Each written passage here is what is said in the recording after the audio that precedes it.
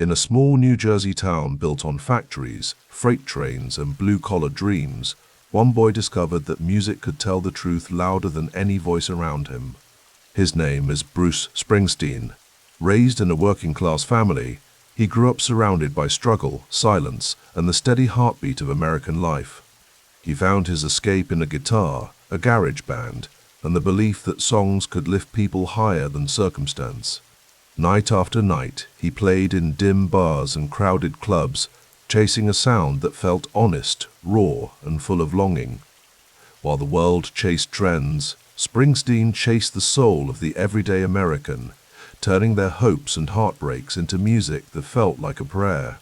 Born to Run, Darkness on the Edge of Town, The River, every album became a mirror held up to the nation, capturing life on the margins with fire and grit.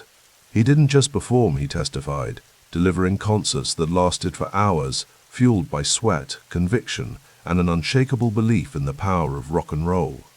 His voice carried the weight of factory whistles, open highways, lost jobs, and second chances, and generations saw themselves inside his stories. How did a kid from Freehold become a poet of the American working class? And what keeps him on stage decade after decade, still singing with the same hunger he had at 17? This is the story of Bruce Springsteen, the man who turned struggle into anthems and hope into a lifelong roar. Welcome to Richie Rich Stories. The winter of 1949 painted Monmouth County in shades of gray and white, the Atlantic winds carrying salt and cold across the Jersey shore. Along a quiet street in Long Branch, Adele Springsteen cradled her newborn son in her arms, studying his face in the pale September light filtering through lace curtains. Bruce Frederick Joseph Springsteen, born on the 23rd as autumn began its slow descent, slept in the modest warmth of his first home. "He's got your determination," Douglas Springsteen said quietly from the doorway, his work clothes still carrying the scent of factory metal and oil. "Look at how he holds his little fists." Adele smiled, but said nothing. She understood her husband's battles with melancholy and rage, how the factory work grinding down his spirit was so different from the dreams he'd once held. As her baby stirred in his sleep, she made a silent promise: this child would have opportunities she and Douglas never knew. The Springsteens lived in a world where Truman announced Soviet nuclear capability, just as Bruce drew his first breaths. While suburban prosperity blossomed elsewhere in post-war America, their neighborhood remained solidly working class, a patchwork of weathered clapboard houses and apartment buildings where factory workers, bus drivers, and secretaries balanced modest budgets against growing families. By 1951, when the family moved to a duplex in Freehold, Bruce had begun to sense the rhythm of their world. From the second-floor windows, he could watch his father trudge to the bus stop each morning, shoulders already heavy before his shift began. The massive silhouette of the A&M Carraghoosian rug mill dominated the town's skyline, its brick walls and smokestacks, a looming presence that employed many of the town's residents. The factory whistle marked time for the whole community, shifts beginning, lunch breaks, and quitting time. "Bruce, come here," his mother would call, her voice softer in the evenings when she returned from her secretarial job. While Douglas retreated into silence at the kitchen table, nursing a Rheingold beer, Adele would pull Bruce onto her lap, her fingers still smelling faintly of typewriter ribbon and carbon paper. "Tell me what you learned today." The kitchen was the heart of their home, linoleum floors yellowing at the edges, a percolator bubbling on the stove, the radio playing softly in the background. Outside their windows, Freehold continued its steady rhythm. Catholic church bells marking the hours, delivery trucks rumbling down Main Street, the distant whistle of the Penn Central line cutting through town. In 1952, when Bruce was 3, his sister Virginia arrived. They called her Ginny, a small bundle with curious eyes who looked to Bruce with immediate trust. Something shifted in him then, a sense of responsibility that seemed to emerge fully formed. When his father's moods darkened the household, Bruce would take Ginny to their shared bedroom, making up stories about cowboys and trains to distract her. "You're good with her," Adele observed one evening, finding them playing on the floor. "You're going to be someone she can count on, Bruce." By the time Bruce turned 5, freehold had imprinted itself on his consciousness, the divide between those who owned the homes and those who rented them. The way certain families drove newer cars while others walked. The importance of Sunday Mass at St. Rose of Lima, where Father Donahue greeted parishioners with stern affection. Bruce observed everything, his eyes taking in details adults often missed. The nuns at St. Rose of Lima School first encountered Bruce Springsteen in 1954, a skinny boy with watchful eyes who startled them with his questions. Sister Mary Catherine found him staring at the crucifix one morning after class. "What troubles you, Bruce?" she asked, her rosary beads clicking softly against her habit. "Why did Jesus let them hurt him like that?" he asked, his voice small but steady. The nun studied him for a moment. "Because sometimes sacrifice shows the greatest strength," she answered, not entirely sure if a 5-year-old could grasp such concepts. But something in Bruce's expression suggested he understood more than she expected. School uniforms, pressed white shirts and navy blue pants, became Bruce's daily armor. The Baltimore Catechism, with its questions and answers about faith and morality, provided a framework of certainty that contrasted with the unpredictability at home. Douglas Springsteen's work history had become increasingly erratic, factory jobs alternating with driving buses, periods of unemployment stretching the family budget to breaking. At night, Bruce would sometimes wake to hear his parents arguing in hushed, urgent tones. "We can't make rent if you don't keep this job, Doug," his mother would say, her voice strained but controlled. "You think I don't know that?" his father would respond, voice rising before falling back to a whisper. "You think I enjoy failing?" By 1957, when Bruce was 8, the family dynamic had settled into familiar patterns. Adele worked steadily as a legal secretary, bringing home the reliable income that kept them afloat. Douglas moved between jobs, sometimes present, sometimes distant, even when physically there. And Bruce became the emotional anchor for his sisters, Ginny, now 5, and Pamela, born in 1956. Television had arrived in their home, a black and white zenith that brought the wider world into their living room. Bruce watched American Bandstand with fascination. The teenagers dancing to Bill Haley and early Elvis records seemed to exist in a parallel universe of freedom and expression. When Rock Around the Clock played, something stirred in him, a recognition of rebellion contained within structured form. "Turn that noise down," Douglas would mutter from his armchair. The newspaper held up like a barrier between himself and the changing world. But sometimes, when Bruce glanced over, he'd catch his father watching the screen with an unreadable expression, something like longing mixed with resentment. The summer of 1958 brought a heat wave to Freehold. 9-year-old Bruce spent long days exploring the neighborhoods beyond their duplex, mapping the invisible boundaries that separated the more affluent eastern side from the working-class western districts. He became aware of the mill workers' housing, rows of identical homes where his classmates lived, families who paid rent to the company that employed them. One evening, sitting on the front stoop as fireflies began to appear, Bruce overheard a conversation between his father and Uncle Frank. "Another 50 laid off at the mill last week," Frank said, lighting a cigarette. "They're saying automation's the future. Machines don't need coffee breaks or pensions." Douglas nodded grimly. Same story everywhere. The man works 15 years, then they hand him a cardboard box for his things and a week's pay. "What happens to them?" Bruce asked, his presence forgotten by the adults until he spoke. Both men turned to look at him, his father's expression darkening. "They start over," Douglas said flatly, "or they don't." That night, Bruce dreamed of factory whistles and empty lunch pails. The next morning, he walked to St. Rose of Lima with a new awareness of the fragility beneath the surface of adult life. The town's prosperity, such as it was, rested on foundations that could crumble without warning. By 1960, 11-year-old Bruce had developed a reputation at school, not as a troublemaker exactly, but as a quiet observer who occasionally asked questions that made the nuns uncomfortable. Sister Alphonsus had called on him during a lesson about the lives of the saints. "Bruce, can you tell us what sacrifice Saint Sebastian made for his faith?"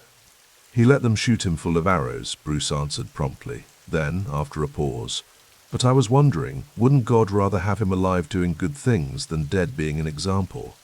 The classroom had fallen silent, the other students shifting uncomfortably. Sister Alphonsus's lips thinned to a line.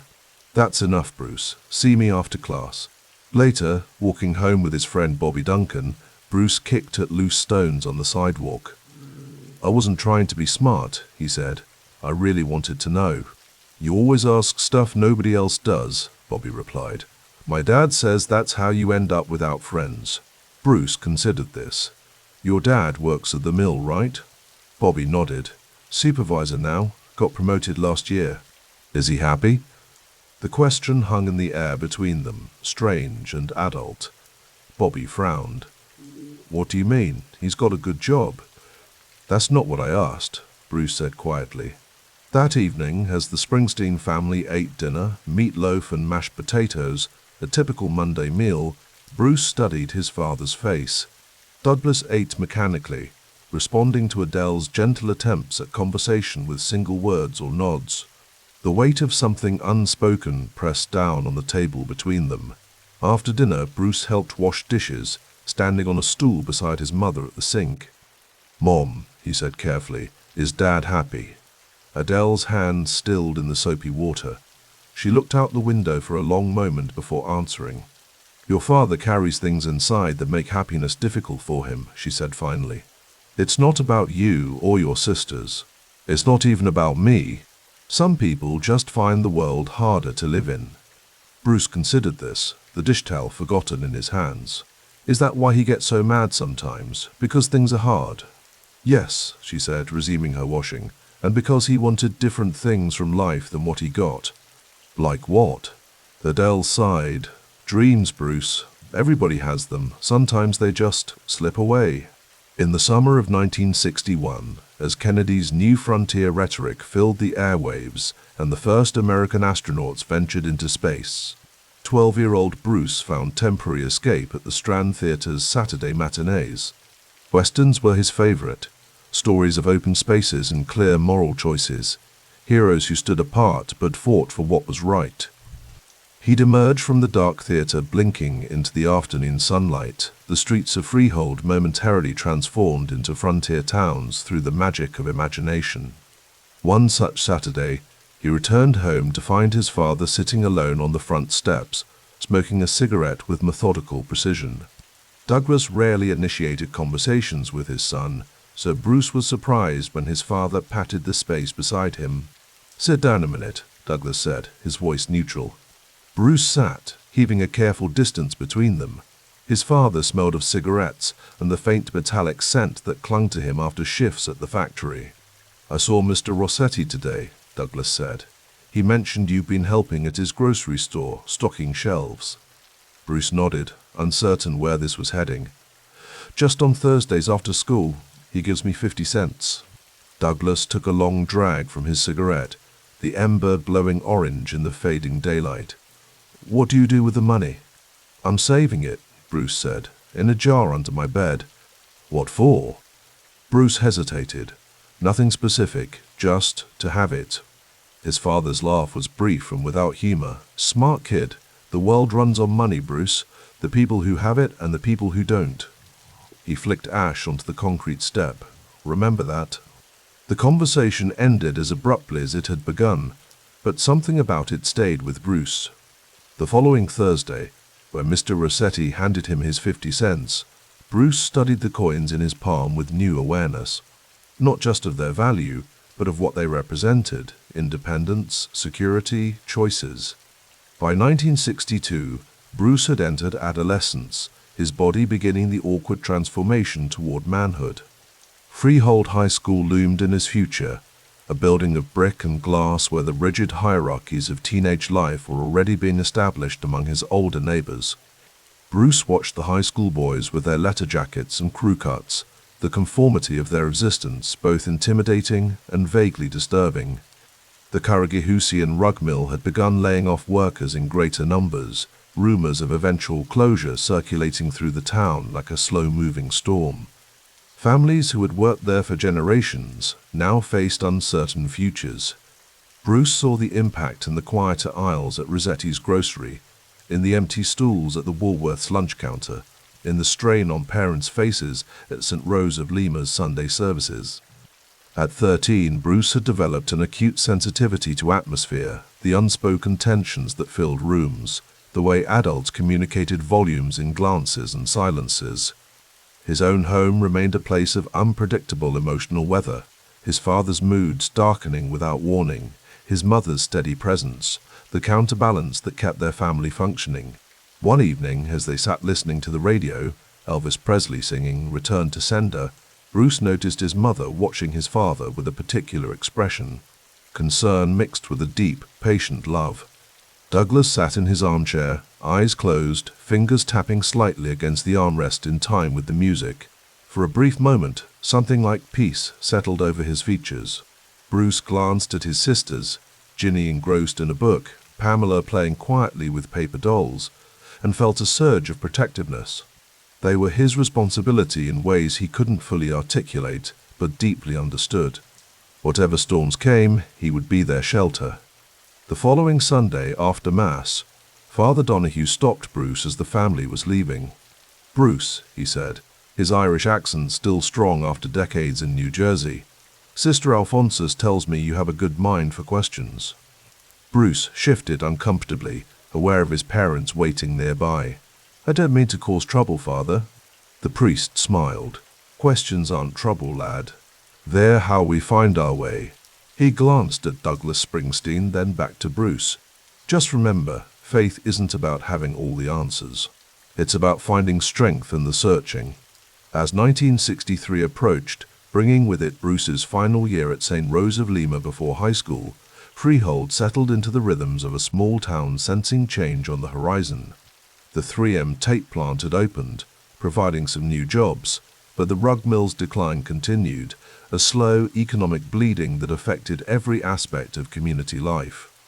Bruce spent more time wandering the town, absorbing its geography and social landscape. He knew which taverns filled with factory workers at quitting time, which corner shops extended credit to families between paychecks, which neighborhoods had begun to empty as families sought opportunities elsewhere. His world remained defined by the boundaries of family responsibility and Catholic education, but somewhere inside him, questions were forming that neither the Baltimore Catechism nor his parents' example could answer. When the older boys at church talked about girls or cars or the future, Bruce listened with an intensity that sometimes made them uncomfortable. "What's with the quiet kid?" one boy asked after Bruce had drifted away. "Springsteen? His old man works wherever they'll have him." "Mother's a legal secretary down at Baker and Wharton," another answered. "Kind of a strange family. He watches everything like he's taking notes." In December of 1962, as Christmas decorations appeared in downtown shop windows and Bing Crosby's voice filled the air, Bruce walked home from school through a light snowfall. The whiteness transformed Freehold momentarily, covering the signs of wear and economic strain. He passed the rug mill, its massive form somehow diminished by the gentle accumulation of snow on its hard edges. At home, he found his mother at the kitchen table, papers spread before her as she calculated the household budget. She looked up when he entered, offering a tired smile. "How was school?" she asked, the same question she posed every day. "Fine," Bruce answered, setting down his books. He hesitated, then asked, "Mom, what did you want to be when you were my age?" Adele's pen is still. She considered the question with the seriousness she always gave his inquiries. "I wanted to be a nurse," she said finally. "I liked the idea of helping people, making things better." "Why didn't you?" Life had other plans. She gestured vaguely at the kitchen around them. "Your grandmother got sick. We needed money coming in faster than nursing school would allow." She smiled at him. "But I have no regrets. This life brought me you and your sisters." Bruce nodded, absorbing this. "Dad wanted different things too, didn't he?" A shadow crossed her face. "Your father had dreams of his own. The war changed some of them. Other things just didn't work out as he hoped." That night, Bruce lay in bed, listening to the house settle around him. His sisters slept in the room across the hall. His parents' murmured conversation filtered through the thin walls. Outside, Freehold continued its existence, a working-class town in a country that celebrated success and prosperity, but offered limited paths to achieve them. Bruce thought about his father's restless dissatisfaction, his mother's quiet endurance. He thought about the mill workers facing unemployment, the dividing lines between those who owned and those who rented. He thought about Sister Alphonsus's saints and Father Donahue's questions. Somewhere in that web of thoughts, something was taking shape, not yet a dream or a direction, but an awareness. The stories around him, of struggle and sacrifice, of dreams deferred and small dignities preserved, were more than just the backdrop of his childhood. They were a language he was learning to speak, a perspective that saw beneath the surface of American life to the complicated truths below. As 1963 dawned, 13-year-old Bruce Springsteen stood at the threshold of adolescence in a town that had shaped him in ways he was only beginning to understand. The jeans and white t-shirts that would become his uniform, the careful observation of working people's lives, the sensitivity to both struggle and resilience. These were not yet conscious choices, but natural developments, a response to the world as he found it. In Freehold's streets and homes, in its factories and churches, in its moments of community and isolation, Bruce was absorbing the raw material of stories he did not yet know he would tell. The working-class kid who watched and listened, who felt the weight of family responsibility on young shoulders, who recognized both the dignity and the constraints of his surroundings. He was not yet the boss, not yet even a musician, but he was already becoming the witness his future art would require. The evening air hung thick with promise as Adele Springsteen counted out $60 in worn bills at Deal's Music on Main Street in Freehold. Outside, factory whistles marked the end of another shift at the rug mill, where layoff notices had begun appearing on bulletin boards. Inside, her son Bruce stood transfixed before a Kent guitar, its sunburst finish gleaming under fluorescent lights. "You're sure about this?" she asked, her voice gentle but weighted with the knowledge that $60 meant 2 weeks of secretarial wages, borrowed against future paychecks. Bruce nodded, his eyes never leaving the instrument. At 15, he'd abandoned dreams of baseball glory after watching the Beatles on Ed Sullivan that February of 1964. 4 mop-topped Brits had reset the compass of American youth, and in Freehold, New Jersey, a town of factories, diners, and Catholic discipline, Bruce had found his North Star. "I'll pay you back," he promised, the words hanging between them like a contract. The clerk wrapped Kent carefully in brown paper. "You play already?" he asked. "I will," Bruce answered with quiet certainty. Back home on Institute Street, in a house that vibrated with the unspoken tensions between his father Douglas, a man of unpredictable moods and irregular employment, and his mother who kept the family afloat, Bruce retreated to his bedroom. The space was narrow, just enough room for a bed and a desk, walls thin enough to hear his father's heavy footsteps downstairs or his occasional explosions of temper. He unwrapped the guitar, held it against his chest, and found it fit there as though shaped for him. His fingers, still callus-free, pressed awkwardly against the strings, producing sounds that bore little resemblance to music. But something clicked in him, a recognition that this object contained possibility, not just the possibility of songs, but of escape, of identity, of becoming something other than what Freehold expected of its sons. By summer, the bedroom had transformed into a practice room. 6 hours daily became his minimum, sometimes stretching to 8 when his father was working or out.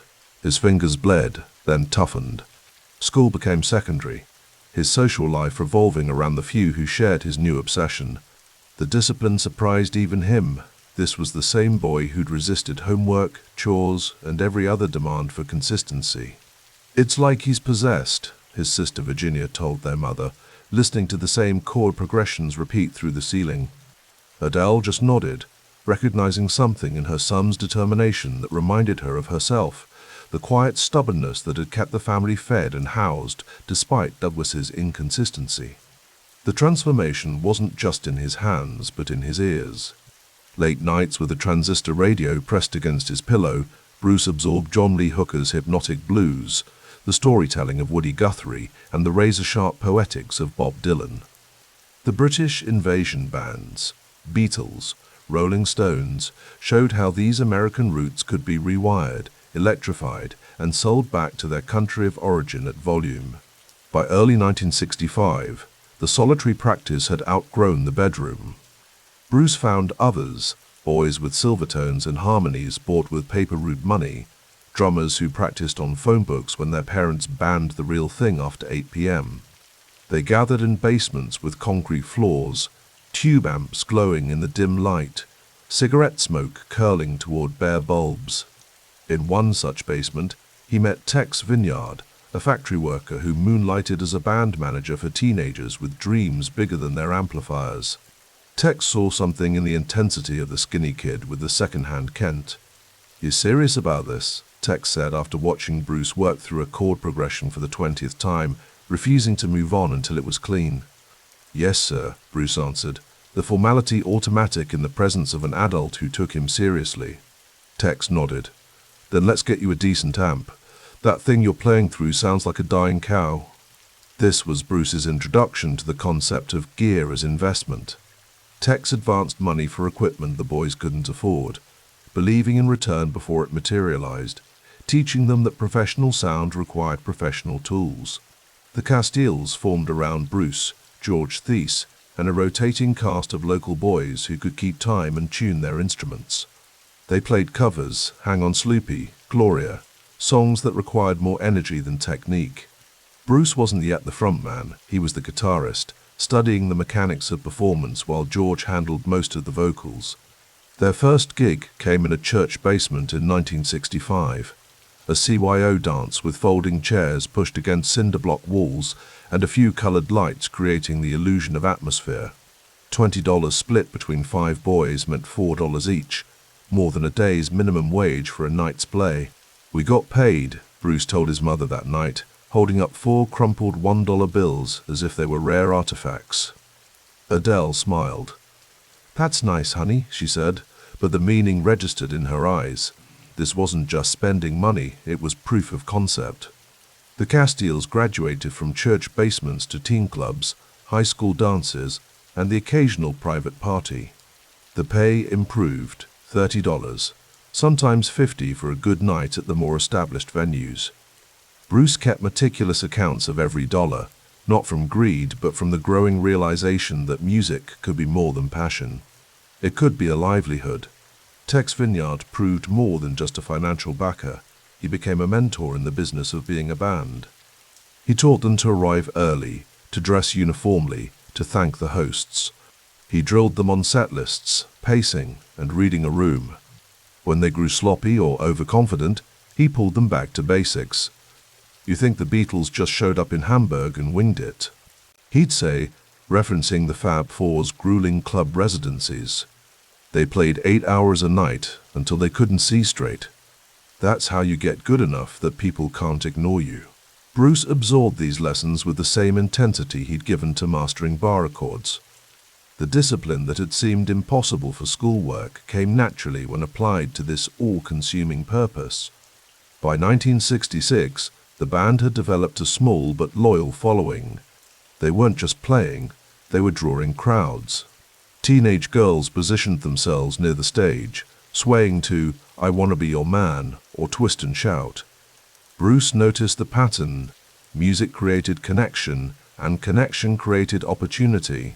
"I wanted to play rock and roll so I could meet girls, man," he'd joke later with friends, deflecting with humor the deeper truth that he'd discovered his voice could make strangers feel less alone, and this connection was a currency more valuable than the modest cash they collected after shows. The Castiles recorded a single in a small local studio, 2 songs Bruce had helped write, pressed onto vinyl that few would ever hear. But holding the record in his hands, physical proof that what had begun in his bedroom could take shape in the world, shifted something fundamental in his understanding of possibility. In quiet moments between sets or after shows, Bruce watched factory workers his father's age nursing beers at the bar, their hands calloused from labor rather than guitar strings.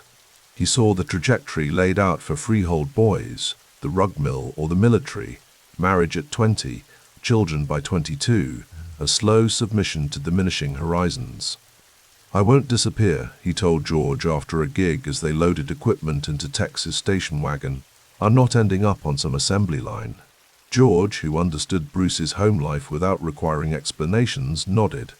"Just don't forget us little people when you're hanging with Dylan," he joked. Fall 1967 found Bruce briefly enrolled at Ocean County College, a concession to his mother's hope that music might be a passion, but education was insurance. He sat through classes on composition and history, his mind elsewhere, his fingers tapping out rhythms on notebook margins. The irony wasn't lost on him. He was studying composition while composing in his head, learning history while determined to make his own.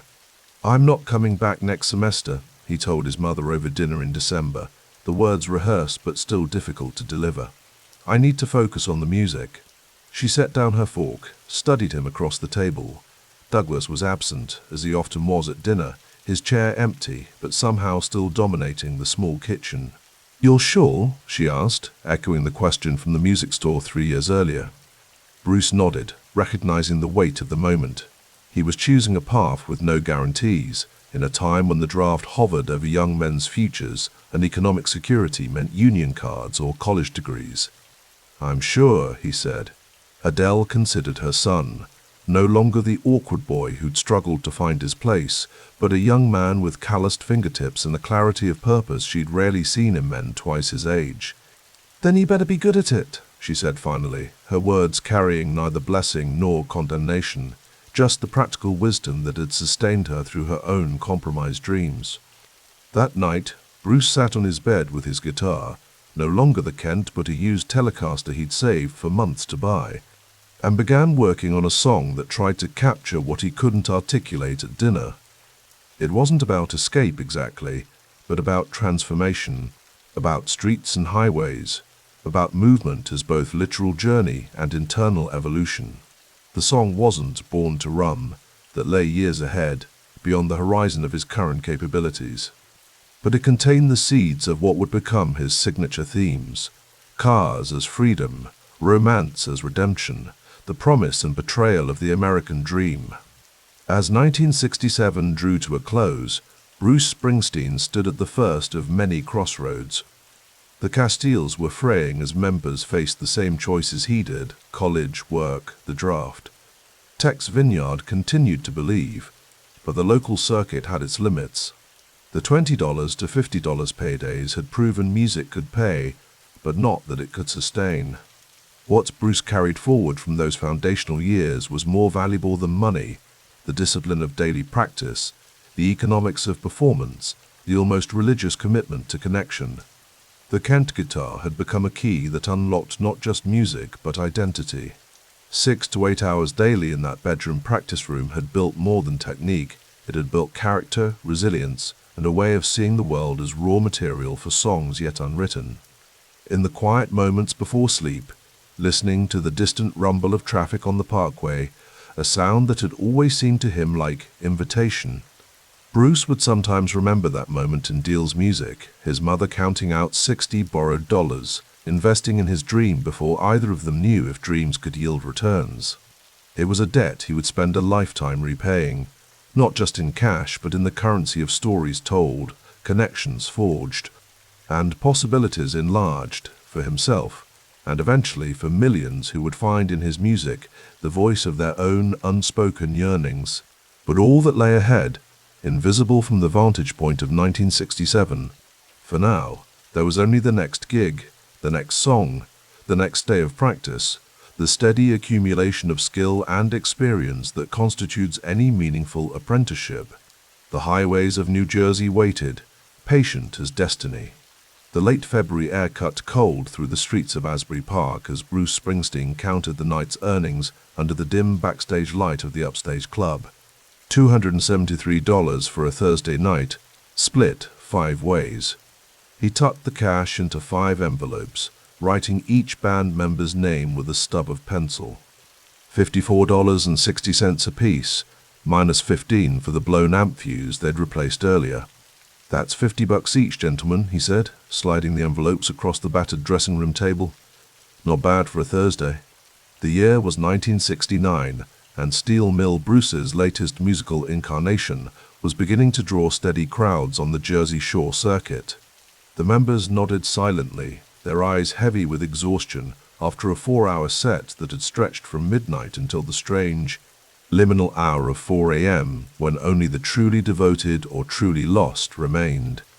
"Next time we play The Student Prince," Vinny Lopez said, tucking the envelope into his jacket pocket, "we need to push for 300. The place was packed tonight." Bruce nodded, his gaunt face expressionless beneath the tangle of dark hair. At 20, he'd already developed the 1,000-yard stare of someone who understood the economics of survival in ways his peers didn't yet grasp. "We'll see," was all he said. Outside, the Asbury boardwalk stood empty and windswept, the casino ballroom dark, the pinball arcades shuttered until spring. In winter, the seaside resort town revealed its skeleton, a fading beauty whose best days seemed relegated to picture postcards and old folks' memories. Yet within this decay, something was being forged. 3 nights later, Bruce stood in the cramped kitchen of the apartment he shared with 2 other musicians on the outskirts of Asbury. The place smelled perpetually of coffee grounds and cigarettes. He sipped black coffee from a chipped mug while studying a notebook filled with lyrics and chord progressions. Morning light filtered through thin curtains, casting mottled shadows across pages of carefully notated song structures. "Rehearsal at 2, his roommate called from the other room. "Vinny says he's got a new drummer friend coming by." Bruce nodded without looking up. Since leaving the Castiles in '67 and forming Earth, then Child, and now Steel Mill, he'd been engaged in a meticulous process of musical alchemy, combining, testing, discarding, rebuilding. Each band was an experiment, a prototype for something he couldn't yet fully articulate. Later that afternoon, in a rented practice space with concrete floors and exposed pipes that dripped mysterious fluids, Steel Mill assembled their equipment. The smell of damp amplifiers and coiled cables mixed with the sharp tang of wintergreen gum that Vinny constantly chewed to mask the smell of cheap beer on his breath. "So I'm thinking we'll stretch the Judge tonight," Bruce said, adjusting his Telecaster. "Maybe double the bridge section, let Danny work that organ line longer." Danny Federici nodded, fingers already finding the chords on his Hammond B3. "The crowd at the Stone Pony stays later when we stretch the instrumentals." "The longer they stay, the more they drink. Happier the owner," Vinny observed. "Happier the owner, the more we get paid," Bruce finished. It was simple economics, the kind not taught in business schools, but learned through the hard calculus of night after night in smoke-filled rooms, reading crowds like weather patterns, understanding when to push and when to release. The band launched into rehearsal, Bruce's voice, raw and urgent, cutting through the wall of sound. The music wasn't polished, it wasn't meant to be.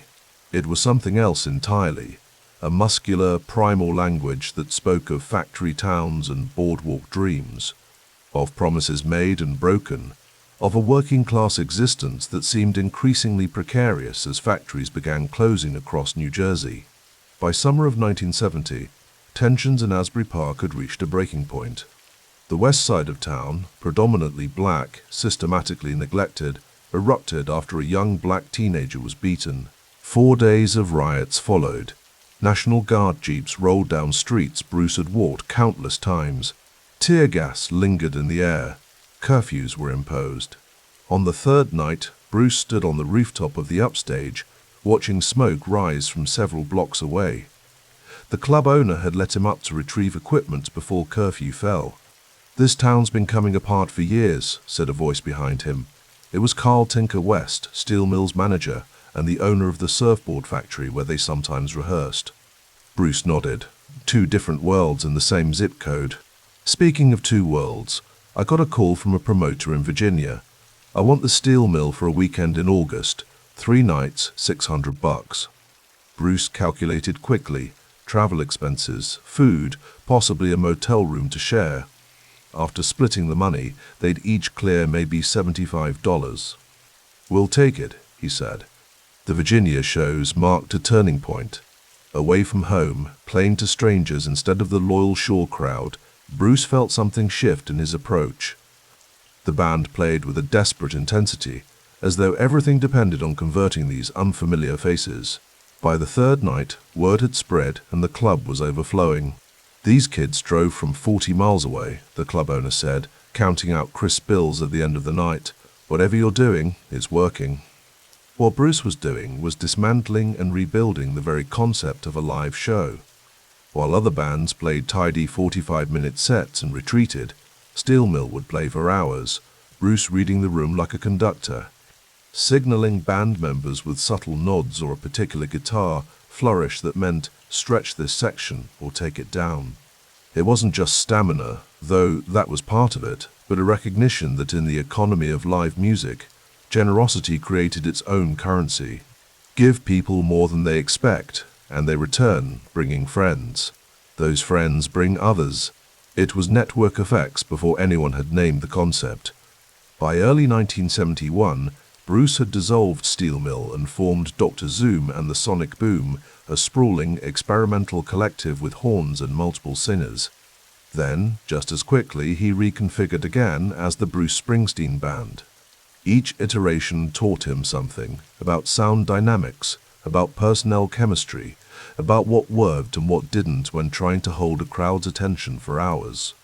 One February night, after a particularly grueling show at the Stone Pony where the heat had failed and the band played in overcoats, Bruce sat alone in his apartment. The others had gone for late-night eggs at a diner, but Bruce begged off, claiming exhaustion. In truth, he needed the quiet to think. 3 years of grinding it out on the Asbury circuit had built something valuable, a reputation, a following, a distinctive sound, but no record deal had materialized. No broader recognition beyond the Jersey Shore and a few pockets in Virginia where they'd played. He pulled out his notebook and began writing, not lyrics this time, but a different kind of accounting. The band's strengths include marathon shows that no one else offers, strong crowd interaction, songs based on real people and places, and a powerful sense of chemistry when everyone is fully locked in. However, having too many band members reduces the money each person earns. The lack of recordings makes it difficult to build an audience in new towns, and operating on a cash-only basis prevents any long-term financial growth or accumulation. It was the beginning of a strategic reassessment. The bar band model had taught him everything about performance, about endurance, about connecting with an audience. But it had limitations. Cash envelopes weren't building anything lasting. A knock at the door interrupted his thoughts. It was David Sanchez, the keyboard player whose jazz-influenced style had brought new textures to the band's sound. "Thought you might want some coffee," David said, holding up a paper cup from the all-night diner down the street. "Been thinking about that new song you started rehearsing yesterday." Bruce invited him in, and they spent the next 2 hours working through chord changes. Bruce's guitar blending with David's keyboard runs as they refined the structure of "Does This Bus Stop at 82nd Street?" A kaleidoscopic narrative that would eventually find its way onto Bruce's first album. "This is different from the Steel Mill stuff," David observed. "More words, more pictures." Bruce nodded. The songs were changing, becoming more specific, more rooted in the people and landscapes he'd grown up around. Freehold's shuttered rug mill, where his father had occasionally found work. The factories where high school friends now punched time cards. The particular quality of light over the Jersey shoreline in winter.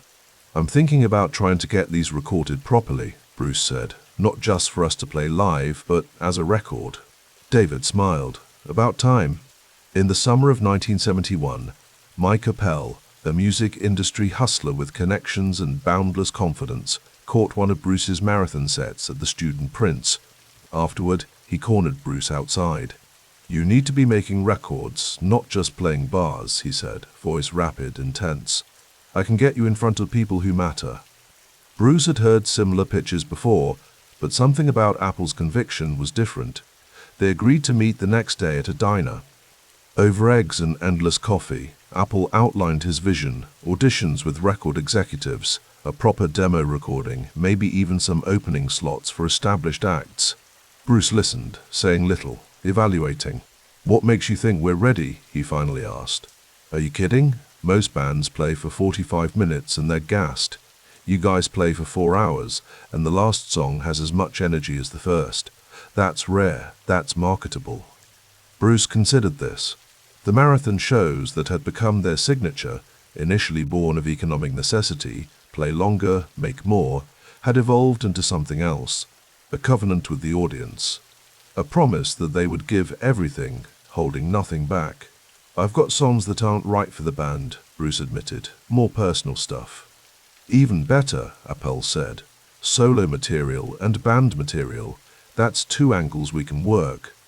As summer faded into autumn, Bruce began working with Appel, preparing for auditions. The Asbury Park circuit continued. The Stone Pony, the Upstage, the Student Prince, but now with a different energy. The shows were no longer just about that night's envelope of cash, but about refining the sound, a performance style that might translate beyond the Jersey Shore. On a cool October night, after a particularly transcendent show at the Stone Pony where everything had clicked, the band tight but loose, the crowd responding to every shift in energy, Bruce stood on the boardwalk long after everyone else had gone home. The Atlantic stretched black and vast before him, pinpricks of light from distant ships, the only interruption in the darkness. 3 years earlier, he'd arrived in Asbury Park with little more than a guitar and a vague notion that this was where musicians came to learn their craft. Now, he stood at the threshold of something else. The bar band boot camp had taught him every aspect of musical survival, how to hold a crowd when the air conditioning failed, how to pace a set so dancers didn't tire too quickly, how to create moments of such transcendent power that people who'd seen the show would tell friends who would come next time. He'd learned the economics of vans that broke down on highways, of gear that needed replacing, of band members who needed enough cash to make rent. Most importantly, he'd learned that authenticity wasn't just an artistic choice, but an economic moat. The thing that kept people coming back night after night to hear songs about factories and boardwalks and the struggles of people rarely celebrated in popular music. The Asbury Park years hadn't made Bruce Springsteen rich, far from it, but they had made him something perhaps more valuable, resilient, strategic, and possessed of an unwavering clarity about what his music was and wasn't. As he turned to walk back to his apartment, the first hints of dawn were breaking over the Atlantic. Tomorrow there would be another rehearsal, another negotiation with a club owner, another envelope of cash to divide. But something had shifted, some internal calculation that suggested the equation was about to change. The apprenticeship was ending. What came next would build upon every lesson learned in these small clubs. Every marathon show, every blown amplifier, every night when the music connected so perfectly with a roomful of strangers that time itself seemed suspended. The journey from Asbury Park was about to begin, but Asbury Park itself, its rhythms, its struggles, its particular brand of faded glory, would remain embedded in the music. A foundation upon which everything else would be built.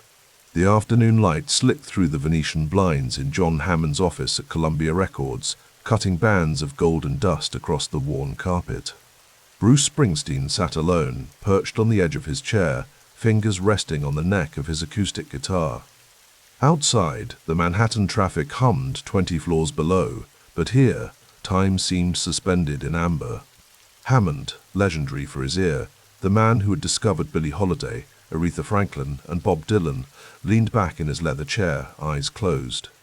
The final note of "It's hard to be a saint in the city" lingered in the air between them. "You've got to be on Columbia," Hammond said finally, opening his eyes. "Got to be."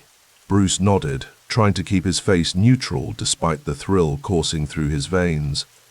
At 22, rail thin in his worn jeans and t-shirt, he looked nothing like the rock stars currently dominating the charts.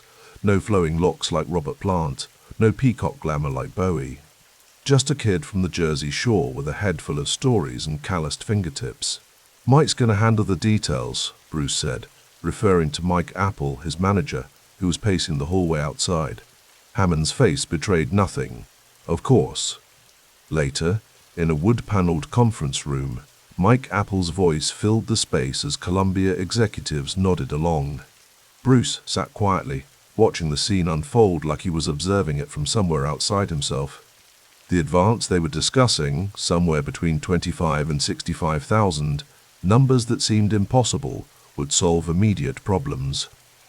Gas for the car, rent for a real apartment, new strings whenever he needed them. Sign here, someone eventually said, sliding papers across the polished surface. The pen felt heavy in his hand. He signed quickly, not reading the dense paragraphs that would later become a trap. "We've got a record to make," Appel said, clapping him on the shoulder as they left the building. The summer of 1972 unspooled like a fever dream. In borrowed studio time, Bruce laid down tracks for what would become Greetings from Asbury Park, NJ. The songs were verbose, crammed with characters and imagery, his Dylan influence showing through like bones beneath thin skin. "Have you ever thought about putting a real band together?" Appel asked one night as they listened to playbacks. "Something permanent?" Bruce stared at the reels spinning on the tape machine. "Been thinking about it for a while now." The E Street Band came together piece by piece, not as partners, but as hired players who somehow became something more. Clarence Clemens' saxophone brought a soulful wail, Danny Federici's organ added church-like depth, Gary Tallant's bass provided the heartbeat. Later, Max Weinberg would join on drums, his metronomic precision, the perfect foundation. In the cramped rehearsal spaces of Asbury Park, they worked through arrangements for hours, the air thick with cigarette smoke and possibility. Bruce would demonstrate parts, sometimes playing each instrument himself first, then watching as the musicians made them their own. "Again," he'd say softly when something wasn't right, never raising his voice, just persistent. "One more time." January 1973. Greetings from Asbury Park, NJ slipped into the world with barely a ripple. The reviews were promising. Rolling Stone called him a bold new talent, but the sales weren't there. The album moved fewer than 25,000 copies in its first months. In record stores, the LP sat in racks alongside commercial juggernauts like Houses of the Holy and Dark Side of the Moon. Bruce and the band played small clubs up and down the East Coast, driving through the night in a van with equipment piled to the ceiling. 50 people in Philadelphia, 100 in Boston, 200 in DC. Each show is a 3-hour marathon, Bruce leaving everything on the stage, collapsing into the van seat afterward, too exhausted to speak. In November they released The Wild, The Innocent, and the E Street Shuffle. Again, the critics were kind. Again, the public was indifferent. The second album sold even less than the first. "Columbia's getting antsy," Apple told him during a rare day off. They sat in a diner somewhere in Connecticut, coffee cooling between them. Outside, gas lines stretched around the block, a visual reminder of the OPEC embargo that had the country on edge. "What are they saying?" Bruce asked, stirring his coffee absently. "That 2 strikes might be enough. They're wondering if you got anything simpler, more commercial." Bruce stared out the window. The songs for his third album were already taking shape in his head, cinematic pieces about dreamers and desperate men, about the promise and failure of American life. They weren't simpler. They weren't made for radio. "I've got something," he said finally, "but it's not what they're asking for." The winter of 1973 into 1974 was cold and uncertain. Nixon's presidency was collapsing under the weight of Watergate. The recession was deepening. And at Columbia Records, Bruce Springsteen's name appeared on internal memos about artists to potentially drop from the roster. Then came the night at the Harvard Square Theatre in Cambridge. May 9th, 1974, a small club, maybe 400 people. In the audience sat John Landau, a respected rock critic who wrote for The Real Paper, a Boston alternative weekly. Bruce didn't know Landau was there. He just played the way he always did, as if his life depended on it. The band tight behind him, the songs stretching and breathing, the audience moving from curious to captivated to converted. 2 weeks later, Landau's review appeared. "I saw the rock and roll future, and its name is Bruce Springsteen. And on a night when I needed to feel young, he made me feel like I was hearing music for the very first time." The sentence reverberated through the music industry like a seismic wave. Columbia's publicity department immediately seized on it, reprinting it in ads, sending it to radio stations. Suddenly, Bruce wasn't just another singer-songwriter, he was rock and roll future. "This changes things," Appel said, waving the review over the phone. "The label's paying attention again." In a Times Square recording studio, Bruce sat alone long after the rest of the band had gone home. The clock on the wall read 3:17 a.m. They were working on his third album now, the one he'd been hearing in his head for months. The one that had to work. Jon Landau had started coming around to the sessions, offering production suggestions, becoming something between a mentor and a friend. There was a clarity to his vision that Bruce respected, a way of cutting through the noise to find the heart of a song. "What we need," Landau had said earlier that night, "is one song that captures everything you're about, the characters, the sound, the vision, something that sounds like you, but bigger." Bruce picked up his guitar again, playing the opening notes of something he'd been working on. He'd been calling it Born to Run. Outside the studio window, Times Square's neon cast a garish glow over streets that had become increasingly dangerous. New York City was broke, its services cut, its buildings falling into disrepair. Yet it remained the center of the recording industry, the place where careers were made or broken. Bruce knew his career was at a crossroads. The advance from Columbia was long gone. The critical acclaim hadn't translated to album sales. His next record would either break through or be his last on a major label. He thought about the contract he'd signed back in Hammond's office, the one Appel had negotiated. There were things about it that had started to nag at him. Percentages that seemed high, terms that seemed long, language that seemed vague. But that was a problem for another day. Tonight, he had a song to finish. In the control room, the reels on the tape machine turned silently, waiting to capture whatever came next. Bruce adjusted his guitar strap and began to play again, searching for the sound that matched the vision in his head, the one that would finally translate his stories to a wider world. The sound of characters yearning for connection, for escape, for redemption. The sound of a promised land just beyond reach. The sound of highways stretching into darkness, of screen doors slamming, of engines revving in the night. The sound that had always been there, waiting to be discovered, by John Hammond, by Jon Landau, and now perhaps by everyone else. Outside, the first hint of dawn appeared over the Manhattan skyline. A new day, another chance to get it right. The gold light of late summer filtered through the blinds of the cramped hotel room, casting amber stripes across the unmade bed. Bruce Springsteen sat motionless at the edge of the mattress, still as a photograph, staring at the twin magazine covers laid before him. His own face looked back at him from the glossy pages of both Time and Newsweek, an unprecedented dual coronation in American media. He ran a calloused thumb across one cover, then the other, as if testing their reality. Outside, Manhattan traffic hummed in the distance. October 1975. 2 months since Born to Run had crashed into the Billboard charts, transforming everything. "You wanted to make it," he whispered to himself. "Well, you made it." The ascent had been vertiginous. In August, his third album had shot to number 3 on the charts, his first gold record after years of critical acclaim but commercial indifference. By fall, he'd become a phenomenon that even the nation's premier newsweeklies couldn't ignore. The leap from Jersey bars to America's cultural conversation had happened with startling velocity. Bruce stood and walked to the window, pulling aside the curtain. The city stretched before him, its buildings catching the sunset in 1,000 windows. This was success, a hotel room in New York paid for by Columbia Records, a tour that would take them to theaters instead of bars, royalty checks with more zeros than he'd ever seen before. And yet a sense of unease lingered beneath it all. There was a gentle knock at the door. "It's open," he called. Jon Landau entered, carrying a stack of newspapers. His producer and emerging confidant looked as disheveled as Bruce felt. His glasses slightly askew, his shirt rumpled from a long day of interviews. "More press," Landau said, dropping the papers on the desk. "Everyone wants a piece of you now." Bruce nodded, turning back to the window. Do you ever worry about too much, too fast?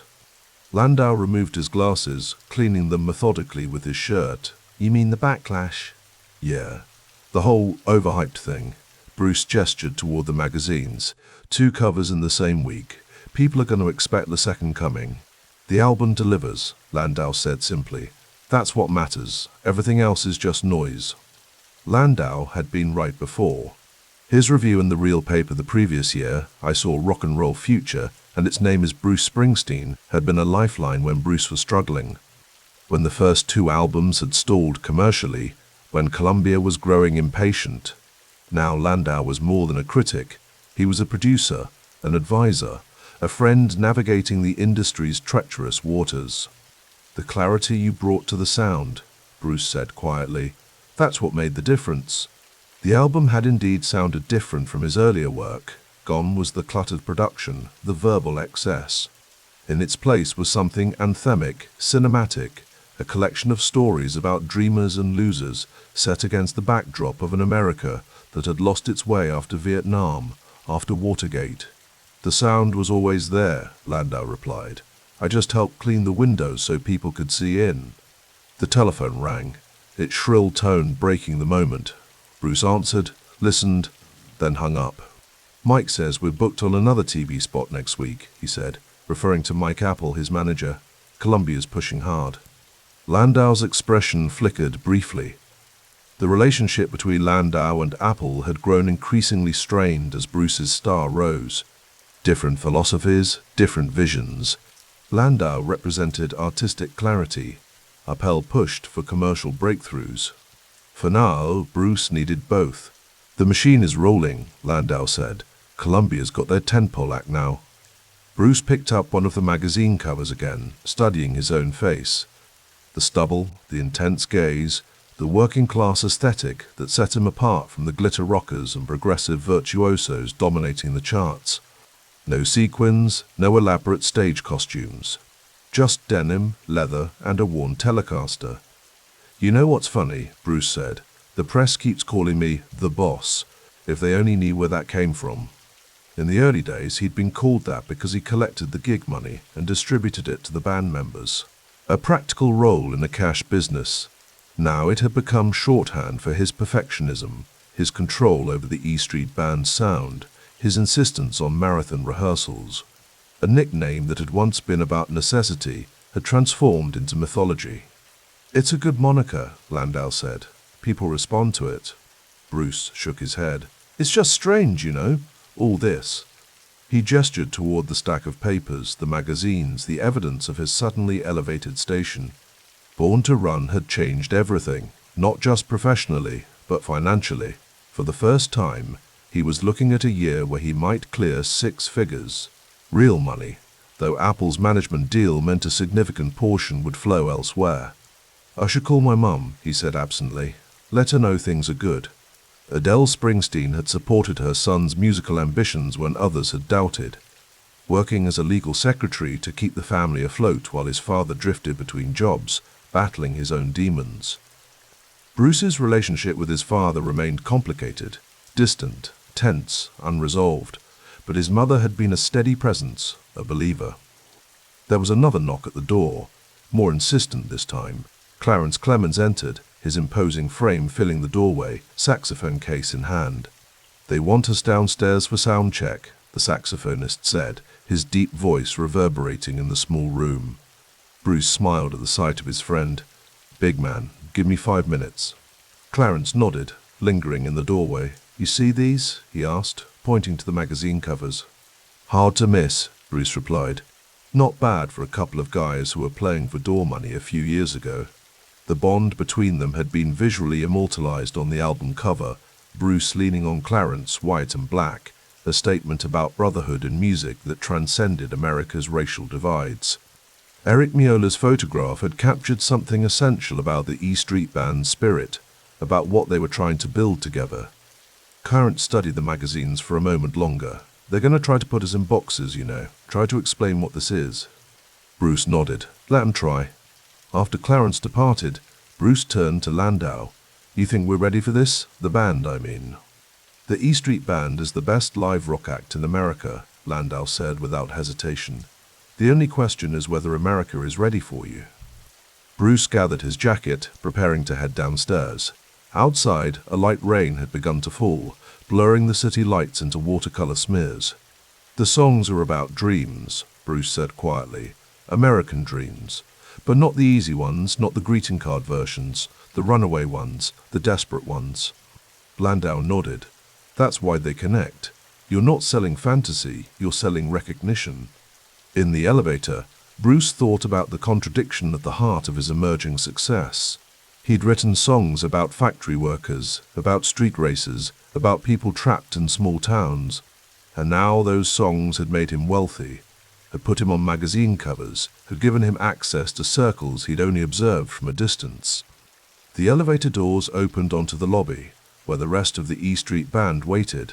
Danny Federici, Roy Bittan, Gary Talent, Max Weinberg, and Steven Van Zandt. His musical brotherhood, the collective that had shaped the sound, that had weathered the lean years in Asbury Park bars and boardwalk clubs. There he is, Van Zandt said with a grin, America's newest cover girl. Bruce laughed, feeling some of the tension leave his shoulders. Don't you start. As they walked toward the venue, Bruce fell into step beside Van Zandt, his oldest friend in the band, the one who'd seen it all from the beginning. You know what worries me, Bruce said quietly, that people will start treating the songs like they're just entertainment, like they're not about real things, real people. Van Zandt nodded, understanding immediately. Then we just work harder, play longer, make it impossible for them to miss the point. The venue loomed ahead, a theater larger than any they'd headlined before. A line of fans already stretched around the block despite the rain, some holding soggy copies of the Born to Run album, hoping for an autograph. Bruce paused for a moment, watching them. 3 hours tonight, he said, minimum. Whatever it takes, Van Zandt agreed. Inside, during soundcheck, Bruce moved methodically through each instrument, each microphone, insisting on clarity, on precision. The songs deserved that much. The stories of factory workers and street racers, of people straining against the constraints of their circumstances, looking for a way out, or at least a way through. Later that night, as the house lights dimmed and the roar of the crowd washed over him, Bruce felt the familiar electricity, the exchange of energy that made live performance a communion rather than a performance. Here, the contradiction resolved itself. Success hadn't separated him from the stories he told. It had given them a bigger stage, a louder voice. He stepped to the microphone, Telecaster slung low, the E Street Band poised behind him like a loaded spring. The opening notes of Thunder Road rang out, and the audience erupted. For the next 3 hours, Bruce Springsteen wasn't on magazine covers. He wasn't worrying about backlash or authenticity, or the business machinations happening behind the scenes. He was simply doing the work, telling the stories, building the connection, one song, one solo, one drop of sweat at a time. In his hotel room later that night, exhausted but vibrating with the residual energy of the show, Bruce returned to the window. The rain had stopped, leaving the city streets slick and reflective, mirroring the lights above. He pulled out his notebook and began to write, not songs but thoughts, trying to make sense of this pivotal moment in his life. The commercial breakthrough, the media saturation, the money beginning to flow, all of it built on stories of people who had none of these things. The dream isn't about getting out, he wrote. It's about being seen, being heard, having your story matter. He underlined those words twice, then closed the notebook. Tomorrow would bring more interviews, more photo sessions, more questions about what it felt like to be the next big thing. The machine was in motion now, the momentum building. But tonight, in the quiet aftermath of a show where he'd left everything on stage, Bruce Springsteen understood that success wasn't the end of the story. It was just a different kind of beginning, with its own challenges, its own responsibilities. He turned out the light and lay in the darkness, listening to the distant sounds of the city.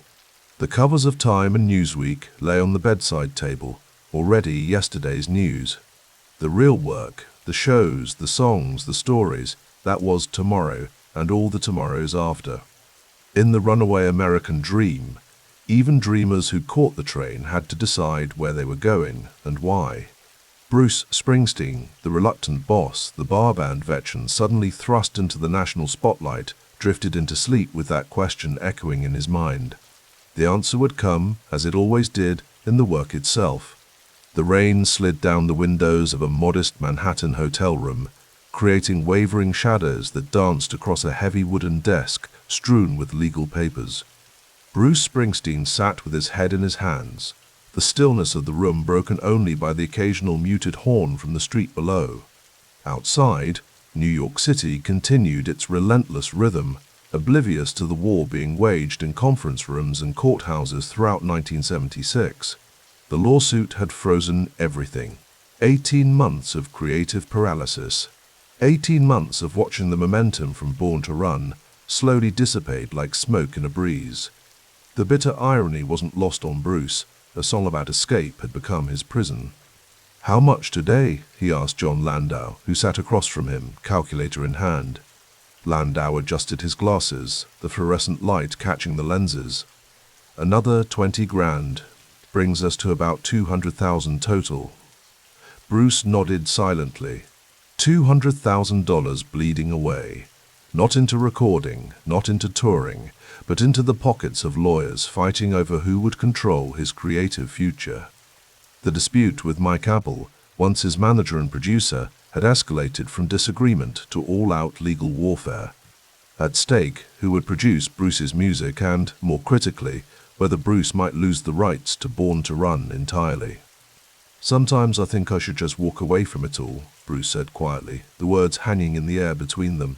"Pack it in. Go back to Asbury, play the Stone Pony for $50 a night. No lawyers, no contracts, 2-1.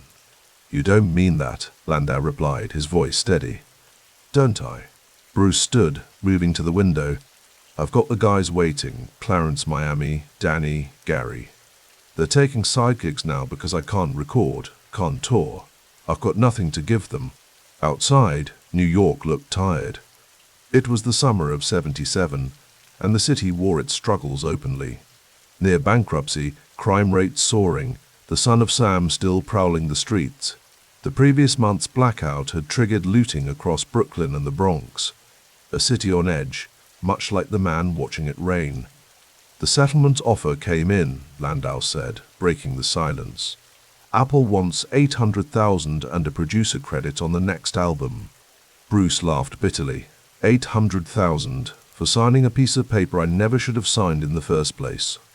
And for letting go, for stepping aside. Bruce turned from the window. "Will I keep the rights to Born to Run?" "Yes, that's non-negotiable." Bruce's gaze drifted to the guitar case in the corner.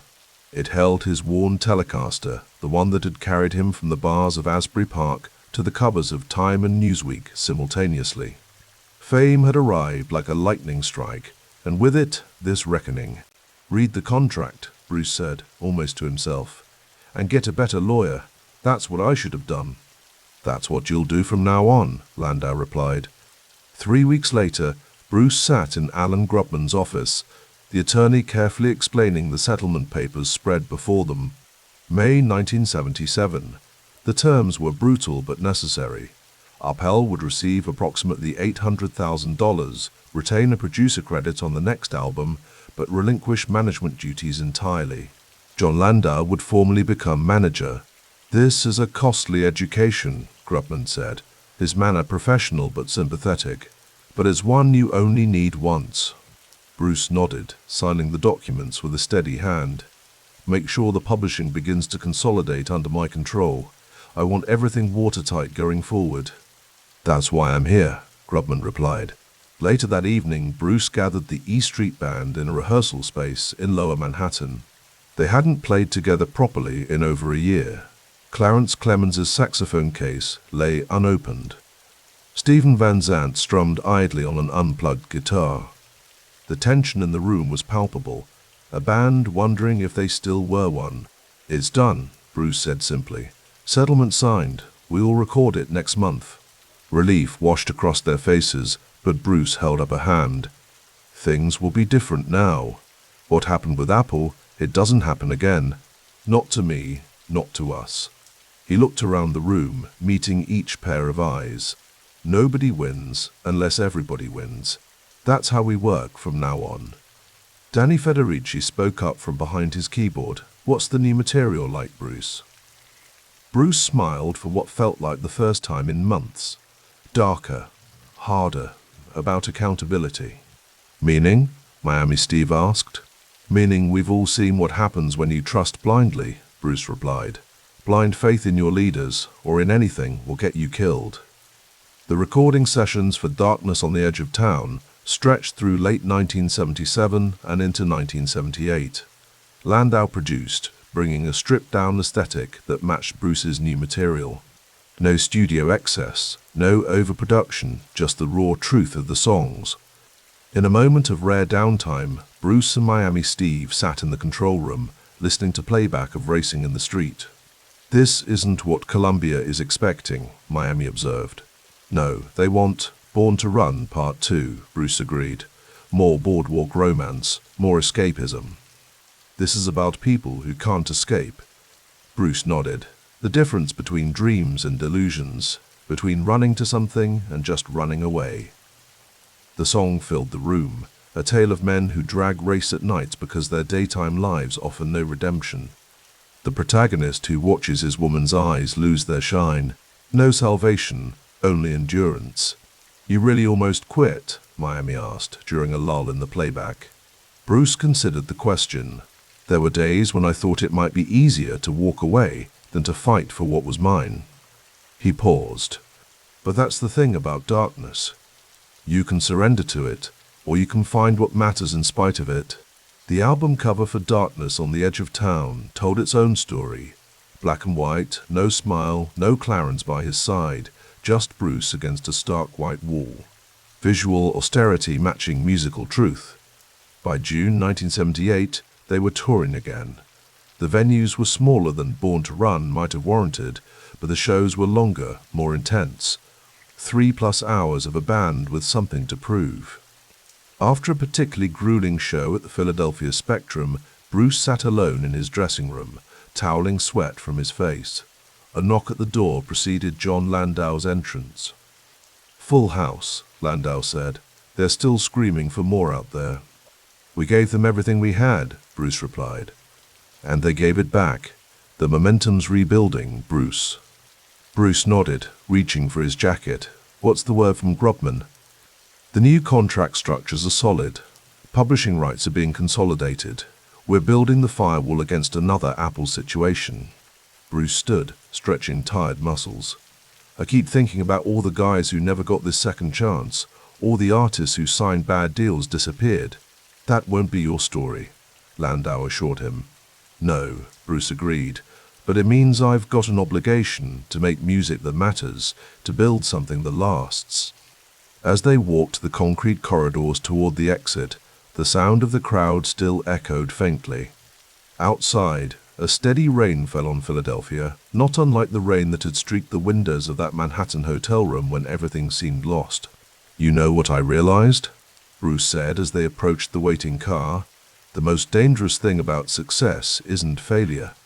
It's surrender, giving away your power because you don't understand it. Landau nodded, opening the car door. And now?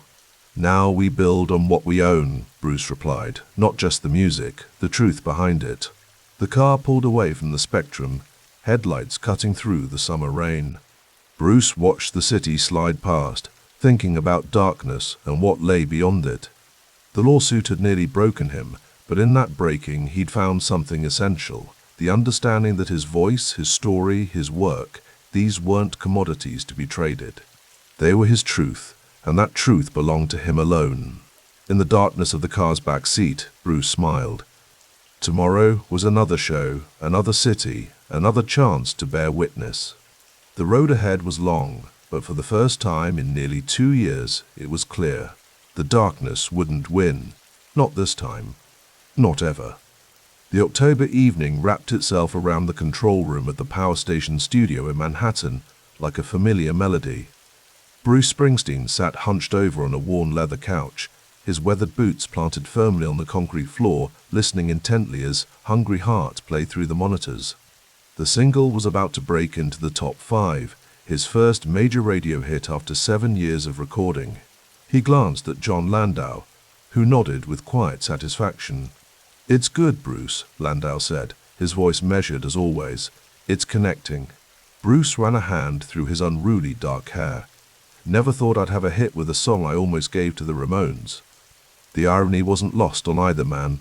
The River, as an album, was shaping up to be both his most commercial and his most thematically complex work. A double album balancing raucous bar band rockers with haunting ballads about working-class lives under pressure. Outside the studio walls, New York City struggled through the final gasps of the Carter administration, inflation eating away at paychecks, the hostage crisis in Iran, a constant reminder of American vulnerability. The old manufacturing economy that had supported Bruce's hometown slowly crumbling. "You know what this means," Landau continued, adjusting his glasses. "The tour's going to be different. Bigger venues, more press." Bruce's dark eyes flickered with concern. "The shows stay the same length, 3 hours minimum. We rotate the set list every night. I won't cut corners just because the rooms get bigger." Landau nodded, having expected nothing less. "Nobody's asking you to. The math still works." The math. It was something Bruce thought about more than most realized. At 31, he was finally seeing the financial rewards of years of grueling tours and meticulous songwriting. Publishing royalties were becoming a steady stream, maybe 20% of his income now. Record sales, another 10 to 15%. But the road, that's where the real money was starting to flow. 100,000 gross per night in the arenas they were now booking.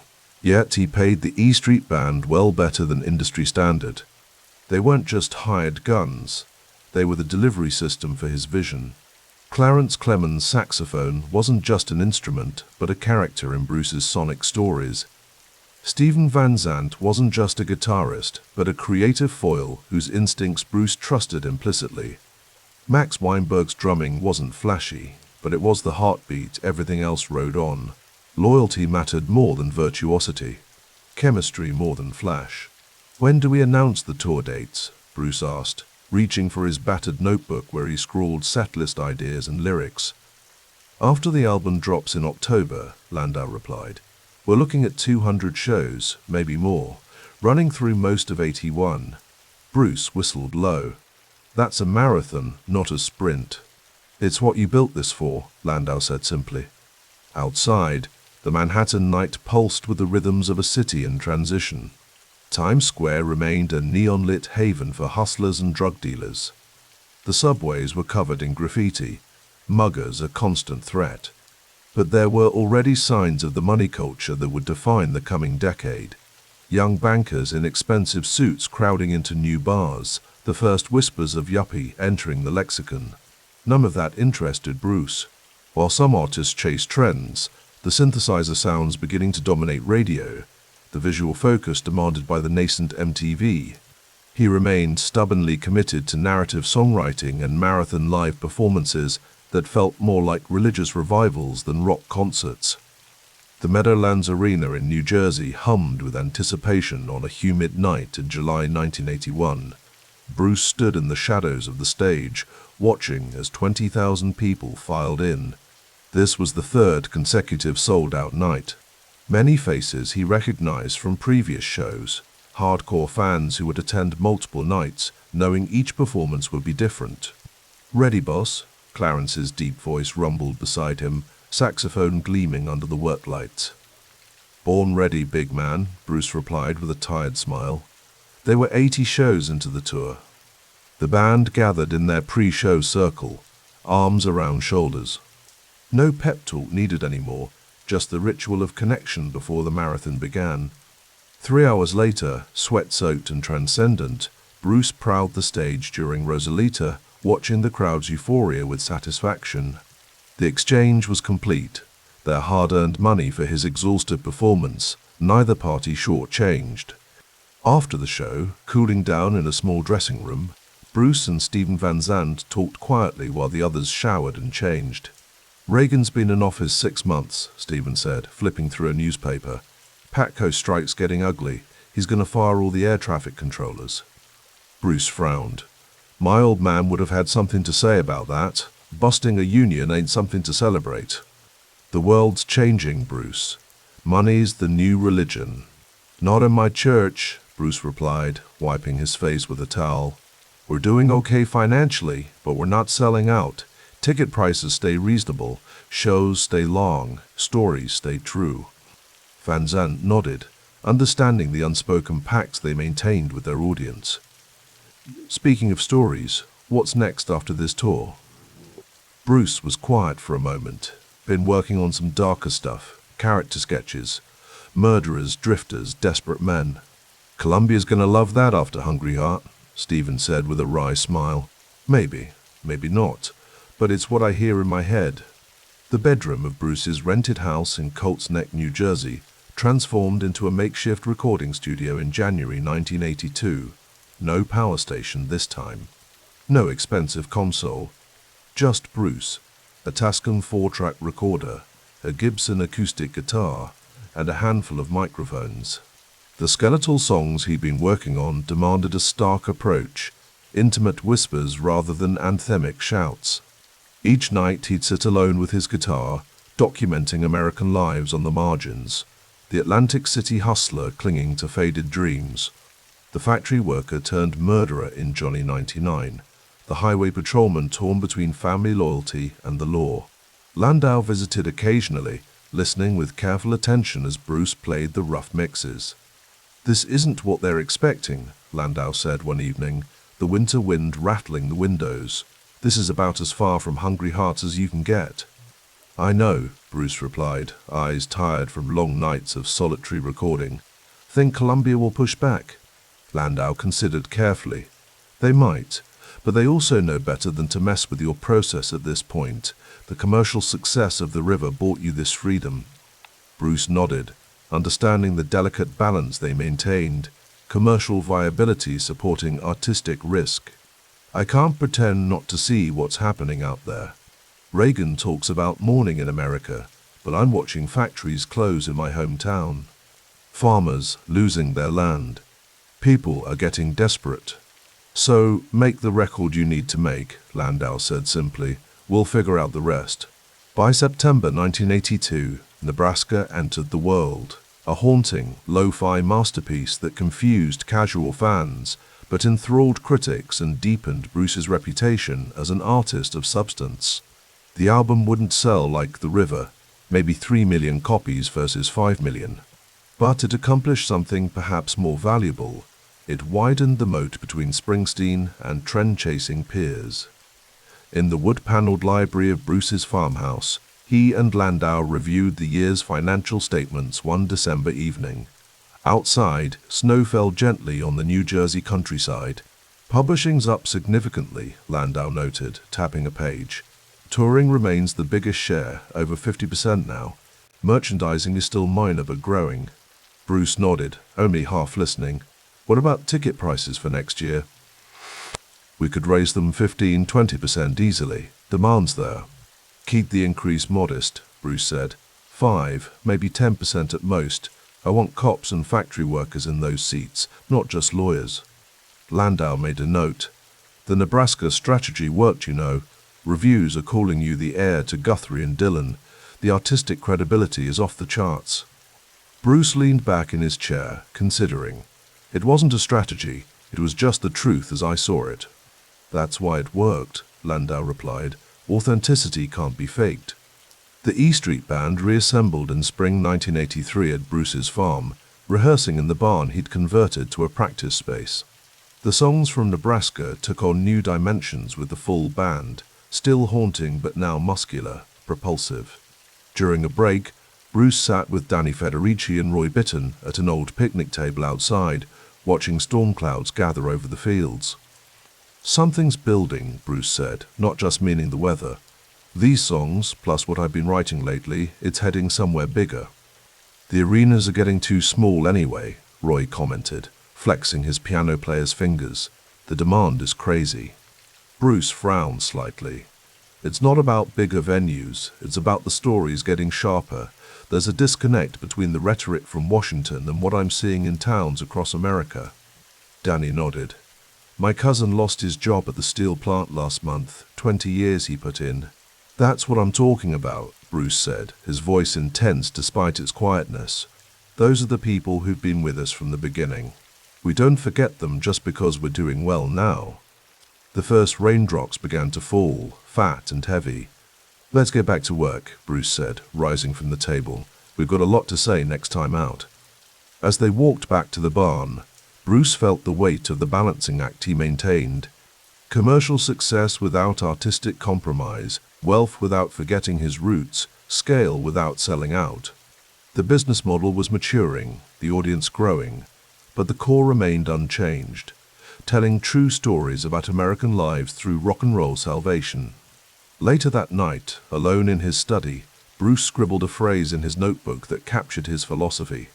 Though he wouldn't share it publicly for years to come, nobody wins unless everybody wins. The storm outside had passed, leaving the air clean and electric. In the distance, thunder still rumbled, a sound not unlike 20,000 voices calling his name in an arena. Bruce closed the notebook and picked up his guitar. The next chapter was already taking shape in his mind, but for now he simply played in the darkness, one man with 6 strings and the truth as he understood it. The elevator doors parted with a soft hiss, revealing the empty penthouse corridor of the Plaza Hotel. Bruce Springsteen stepped out alone, his boots silent against the plush carpet. His weathered denim jacket and faded bandana, carefully selected stage attire, seemed out of place among the gilded mirrors and crystal sconces. In his hand, he clutched the early edition of Time magazine with his face on the cover, next to Michael Jackson's. June 1984. The world had changed around him. Outside the floor-to-ceiling windows, Manhattan glittered in the summer dusk, Reagan's America in full bloom. A stock market climbing past 1,200, power lunches at Le Cirque, limousines double-parked on Fifth Avenue. Bruce gazed at his reflection, superimposed over the cityscape. A working-class hero worth millions, caught between worlds.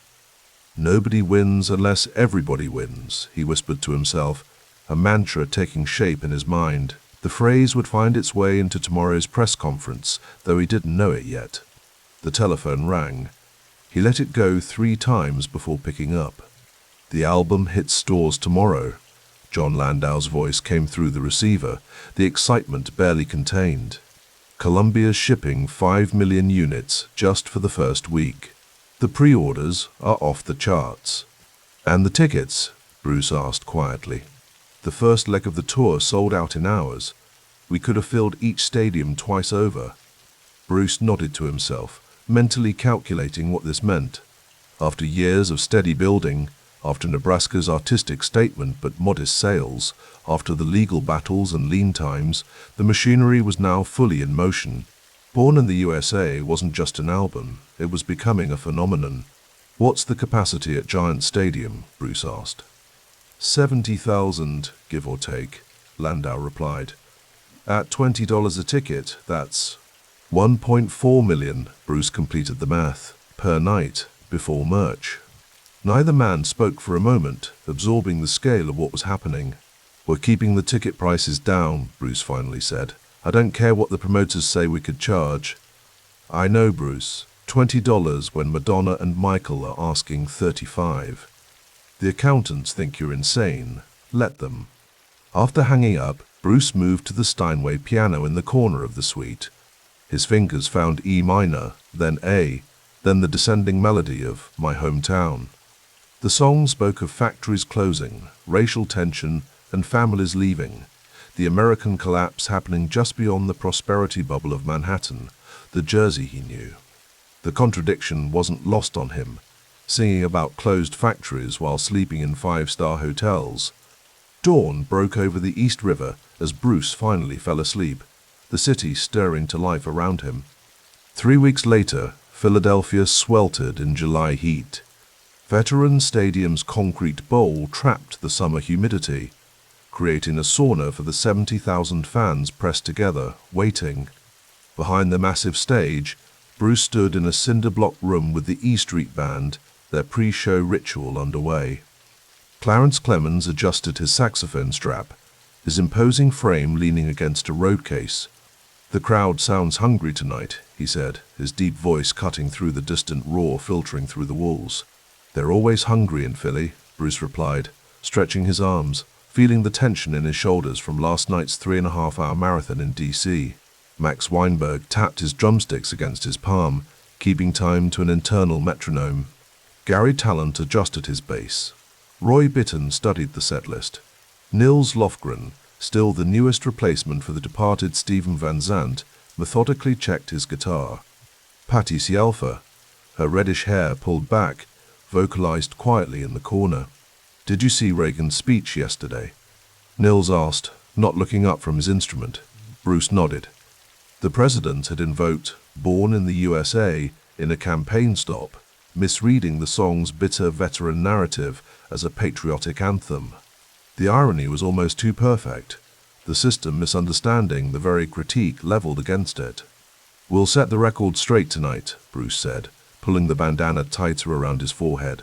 Page 6 on the set list. The band members checked. "Born in the USA" followed immediately by "Johnny 99, the Nebraska song about an auto worker who loses his job and turns to crime. Message sent. The stage manager knocked. 5 minutes, boss." Bruce gathered the band into a circle, arms on shoulders, the ritual unchanged since the bars of Asbury Park.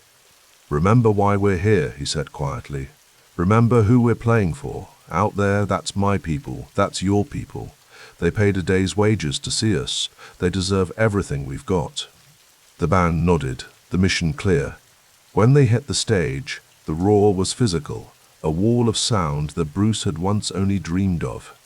The house lights illuminated a sea of faces stretching to the upper decks. Somewhere in that crowd were factory workers, office clerks, nurses, teachers, mechanics.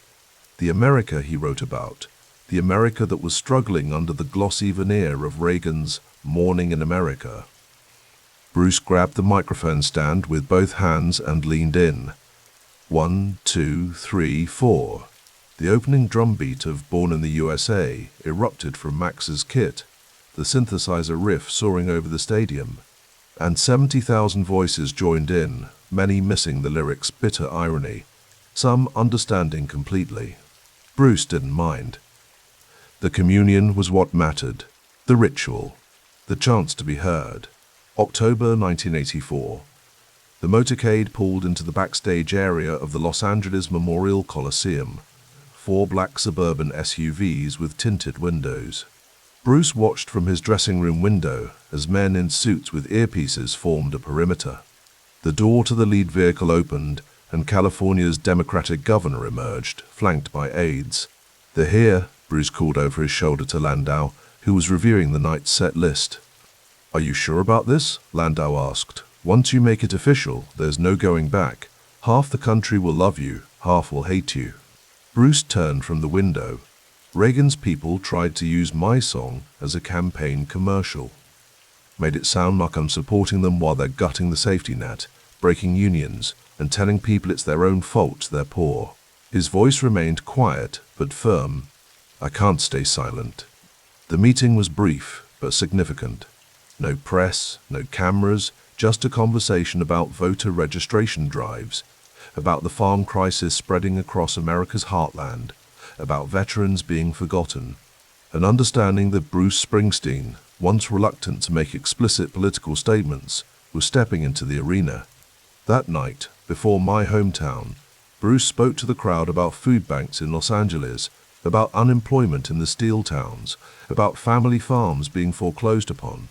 The stadium fell silent, listening. When he finished, the applause was like thunder.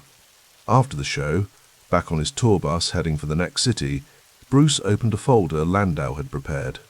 Financial projections. The tour was on pace to gross between $80 to $100 million. His personal take would push well past $10 million for the year, more money than everyone in his family combined had earned in their lifetimes. He stared at the numbers, thinking of his father working at the rug mill in Freehold, of his mother at her secretarial job, of the cold mornings and unpaid bills.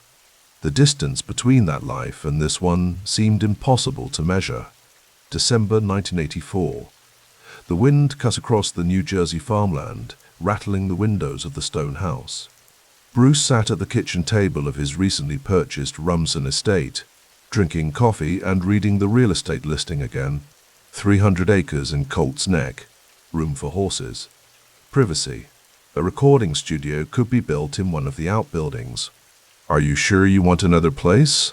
Patty Cialfa asked, entering the kitchen in wool socks and an oversized sweater. Their relationship was still new, still private, still finding its shape. "You're hardly ever at this one." Bruce looked up, smiling slightly. "This one's too close to the road. Tourists drive by, taking pictures." The unspoken reality hung between them. He could afford it easily now. The tour had passed the $60 million mark. The album had sold over 10 million copies in the US alone. The merchandise, the publishing rights, it was a river of money, more than he had ever imagined possible when he was playing for tips at the Stone Pony. "What will people say?" Patty asked, sitting across from him.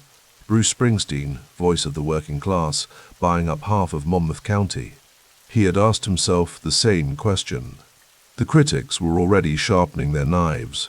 "Millionaire in a working-class costume," one headline read recently. As if the money invalidated the message. As if you couldn't remember where you came from once you left. "I'm not buying it to show off," he said finally. "I'm buying it because it's quiet, and I need quiet to write. And because," he paused, looking for the words, "because now I can. Because my father never could. Because nobody in my family ever owned anything that couldn't fit in the back of a station wagon." Patty reached across the table and took his hand. "Then buy it," she said simply. May 1985. Ireland's Slane Castle rose behind the massive stage, its stone towers silhouetted against the evening sky. 80,000 Irish fans stretched across the sloping grounds, a human sea larger than any Bruce had ever played to in his bar band days. The encore was reaching its climax, twist and shout, segueing into "Do You Love Me?" The marathon show entering its fourth hour. Backstage, watching on a monitor, Bob Geldof leaned toward John Landau. "I need him for Live Aid," the Irish musician said, referring to the massive benefit concert he was organizing for African famine relief. Wembley Stadium, global television audience. "It's going to be historic." Landau nodded. "I'll talk to him. He'll want to help." On stage, drenched in sweat despite the cool Irish evening, Bruce felt the crowd's energy flowing back to him, the exchange that had sustained him since those first shows at the Upstage Club in Asbury Park. Only the scale had changed. The essence remained the same: give everything, hold nothing back. The song ended, and Bruce stepped back to the microphone, breathing hard. "Thank you, Ireland," he shouted. "Remember, when you leave here tonight, nobody wins unless everybody wins." The crowd roared its approval, the phrase, first uttered months ago, and now a regular part of his stage banter, resonating across the castle grounds. Hours later, on the private jet back to London, Bruce reviewed the newspaper clippings Landau had collected. Born in the USA had passed 15 million in sales globally. The tour would likely hit $90 million when completed. The album's seventh single, Glory Days, was climbing the charts, an unprecedented run of hits from a single LP. Bruce set the papers aside and gazed out the window at the moonlit Atlantic below. He thought of the Irish crowd, of their passion, of the stories fans had shared with him after the show, about unemployment in Dublin, about family members emigrating for work, about the same struggles he chronicled in his songs. The money was nice, the freedom it provided was better, but it was this connection, this ability to speak to and for people across oceans and borders that mattered most. August 1985. The heat shimmered off the asphalt of the Giant Stadium parking lot. Bruce stood at the edge of the stage during soundcheck, looking out at the empty seats that would fill 70,000 New Jerseyans in a few hours. The first of a 10-night stand, a hometown coronation, a record that would stand for years. Roy Batan's piano notes drifted across the empty stadium as he worked through Thunder Road. Max tested his drum levels. Clarence played saxophone scales, the notes climbing and falling. Bruce felt a presence beside him and turned to find Landau. Willie Nelson called again about Farm Aid, the manager said. September 22nd in Champaign, Illinois. He and John Mellencamp are confirmed artists. They need an answer. Bruce nodded. The farm crisis was deepening across America's heartland: foreclosures, bankruptcies, suicides. Behind the stock market boom and urban gentrification, a quiet collapse was underway in the country's breadbasket. "Tell them I'm in," he said. "We'll work the schedule." Landau made a note. "The financial team wants to meet next week.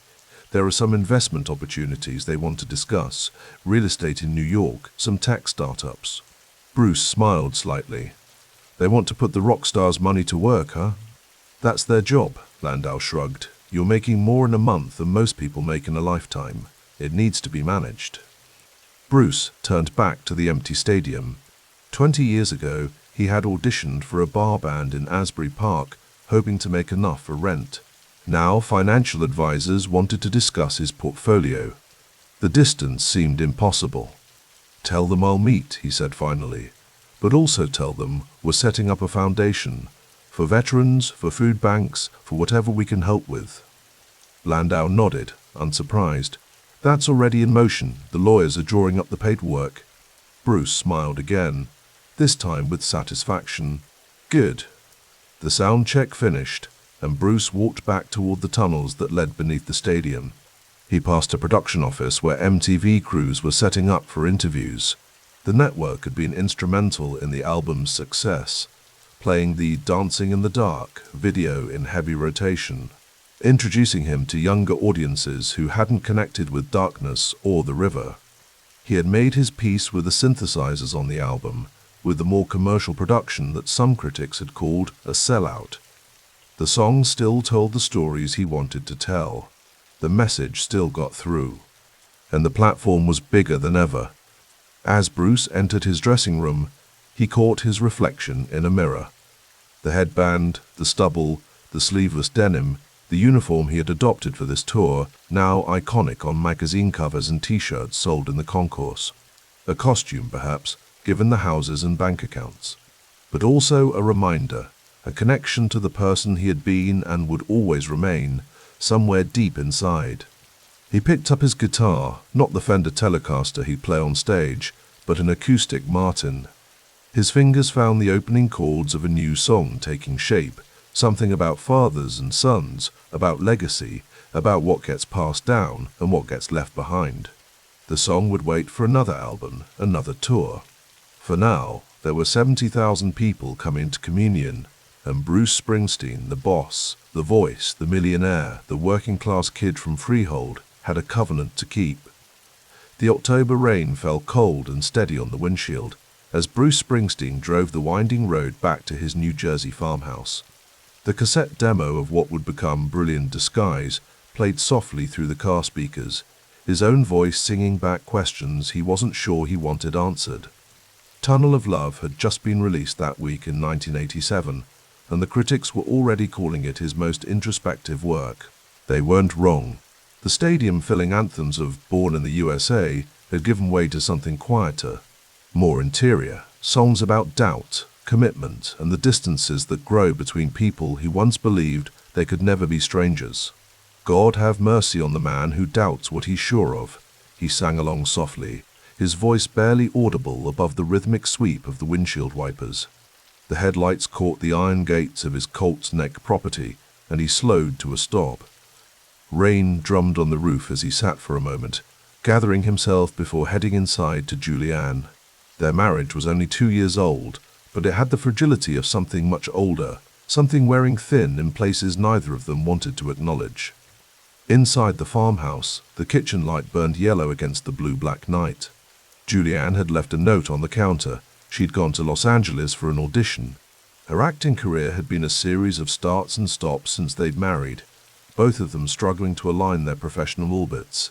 Bruce poured himself a whiskey, neat. The house felt too large, too empty. He'd purchased it with Born in the USA money, part of the empire of success that had seemed so important at the time. Now its rooms echoed with questions. The phone rang, startling him from his thoughts. "Bruce, it's John." Landau's voice had the measured calm of a man who'd navigated many storms alongside him. Rolling Stone wants an interview about the new album. "I think we should do it, frame the narrative ourselves before someone else does." "What's to frame?" Bruce asked, swirling the amber liquid in his glass. "It's all there in the songs." "That's exactly why," Landau replied. "People are calling it your divorce album, and you're not even divorced." The silence between them acknowledged the truth they both knew. The marriage was faltering, had been for months. The songs were both confession and premonition. "Schedule it for next week," Bruce finally said, after the Philadelphia show. The Tunnel of Love Express tour played to smaller venues than the stadiums he'd filled in '85 and '86, theaters and arenas instead of massive concrete bowls. The E Street Band was there with him, but differently positioned on stage, almost backgrounded. The set design featured carnival imagery, the Tunnel of Love, the House of Mirrors, the games where the odds were always with the house. Backstage at the Spectrum in Philadelphia, February 1988, Bruce found himself watching Patti Scialfa warm up. She'd joined the E Street Band during the Born in the USA tour, her voice adding texture and warmth to the wall of sound. Now something else had grown between them, conversations that lasted into the night after shows, an understanding of each other's restlessness. 2 minutes, boss," Gary Talent said, breaking the moment. On stage that night, Bruce performed the new songs with an intensity that bordered on confession. The audience, used to fist-pumping anthems about highways and promised lands, listened in a different kind of silence, the quiet of witnessing something intimate they weren't sure they were meant to see. Later that spring, the European leg of the tour found Bruce and Patti in the papers, photographed on a hotel balcony in Rome, their closeness impossible to misinterpret. The public narrative had found them before they'd found the words for themselves. By the summer of 1988, Bruce and Julianne had separated. The divorce would be finalized the following year, a private ending papered over with careful press releases about mutual respect and irreconcilable differences. John Landau and Barbara Carr, his co-manager, ran interference with the media, protecting what privacy they could. In his Rumson, New Jersey home, Bruce spent more nights than he'd admit drinking too much, wrestling with guilt and relief in equal measures. "We need to talk about what's next," Landau said during a meeting at Bruce's house in late 1988. The tour had ended, the album cycle complete. Columbia's expecting a follow-up by next year. Bruce stared out the window at the grey December sky. "I'm thinking about making some changes." "What kind of changes?" Barbara Carr asked, her pencil poised above her notebook. "I need to work with different musicians for a while, try some new sounds." The silence in the room was weighted. The E Street Band wasn't just his backing group, they were a family, some relationships stretching back 15 years or more. "Are you sure?" John's voice was careful, measured. "No," Bruce admitted, "but I need to find out." The dissolution of the E Street Band came in 1989, delivered in a series of phone calls Bruce made himself. Each one left him more drained than the last. Max Weinberg, the drummer who'd driven the E Street sound for years, had asked the question that haunted Bruce the most. Is this forever? Bruce hadn't known how to answer. "I need to try something else," was all he could say. The news hit the fan community like a death in the family. Letters arrived at his management office by the hundreds, many asking the same question, why? In Los Angeles in 1990, Bruce worked with session musicians on what would become Human Touch. The slick, professional sound lacked something he couldn't name. He pushed harder, wrote more songs, and started a second album simultaneously, Lucky Town. The restlessness that had dissolved his marriage and his band now drove him to create at a fevered pace. Patti Scialfa joined him in California, her presence a steadying force in his increasingly isolated creative life. In July 1990, their first child, Evan, was born. The following year, they married in a small ceremony at their Beverly Hills home, and their daughter Jessica arrived shortly after. When Human Touch and Lucky Town were released simultaneously in 1992, the critical response was mixed at best. Rolling Stone praised his willingness to evolve, but noted the absence of the E Street sound. Fans bought the albums, close to 2 million copies each, but it was a fraction of the Born in the USA numbers. "The market's telling us something," Barbara Carr observed during a strategy meeting that summer. "The band is part of the brand." Bruce nodded slowly. The songs were good, he believed in them, but something essential was missing in the delivery, in the chemistry that happens when musicians who've grown together interpret a writer's work. "Maybe I needed to find that out," he said quietly. By late 1992, Bruce had moved his family back to New Jersey, purchasing a farm in Colts Neck not far from his previous home. The Hollywood experiment was over. He ran each morning on the country roads, pushing himself harder physically as his mind worked through what came next. The drinking that had marked the late 80s tapered off, replaced by an almost ascetic fitness regimen. In the home studio built into the barn, Bruce recorded demos for new songs that didn't quite fit the glossy production of his recent work. They were raw, more direct. Songs about coming home, about finding your place again. The call to former E Street Band members came in early 1995. Columbia wanted a greatest hits album, and Bruce proposed recording a few new tracks with the old band to include. "Or do a mini tour to support it," he told Jon Landau. "Just a handful of dates, see how it feels." The first rehearsal with the E Street Band had the atmosphere of a family reunion, awkward initial greetings giving way to the easier rhythms of old relationships. As they played through Murder Incorporated, one of the new tracks, the sound in the room built to something familiar yet renewed. "Feels good," Clarence Clemons, the saxophonist whose sound had defined so many of Bruce's biggest hits, said during a break. Bruce nodded. "Yeah, it does." The Greatest Hits collection, released in February 1995, went triple platinum. The brief reunion tour that followed sold out instantly, fans eager to see the reconstituted band. At soundcheck before the first show, Bruce watched his old friends settle into their places on stage. Clarence, Max, Roy Battan, Gary, Nils Lofgren, Patty, Stephen Van Zandt, who'd returned after his own hiatus from the band. "You good?" Jon Landau asked, appearing at his side. "I needed to try something different," Bruce said, "to see if I could do it without them.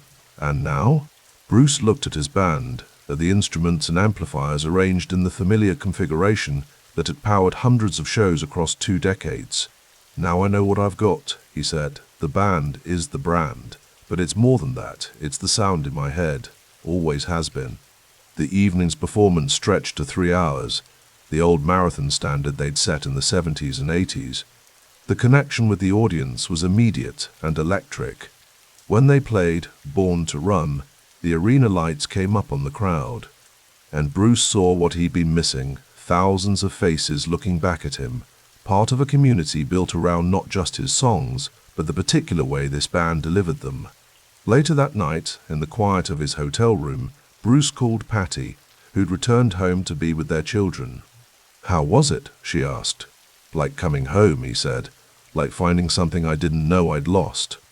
The reunion had been planned as temporary, but as the brief tour ended, Bruce knew a decision had been made without words. The E Street Band would continue. The lesson had been learned. His creative journey needed to include these specific travelers. In the fall of 1995, as Secret Garden from the Greatest Hits album found unexpected radio play, Bruce sat in the kitchen of his Colts Neck home, watching his children play in the yard.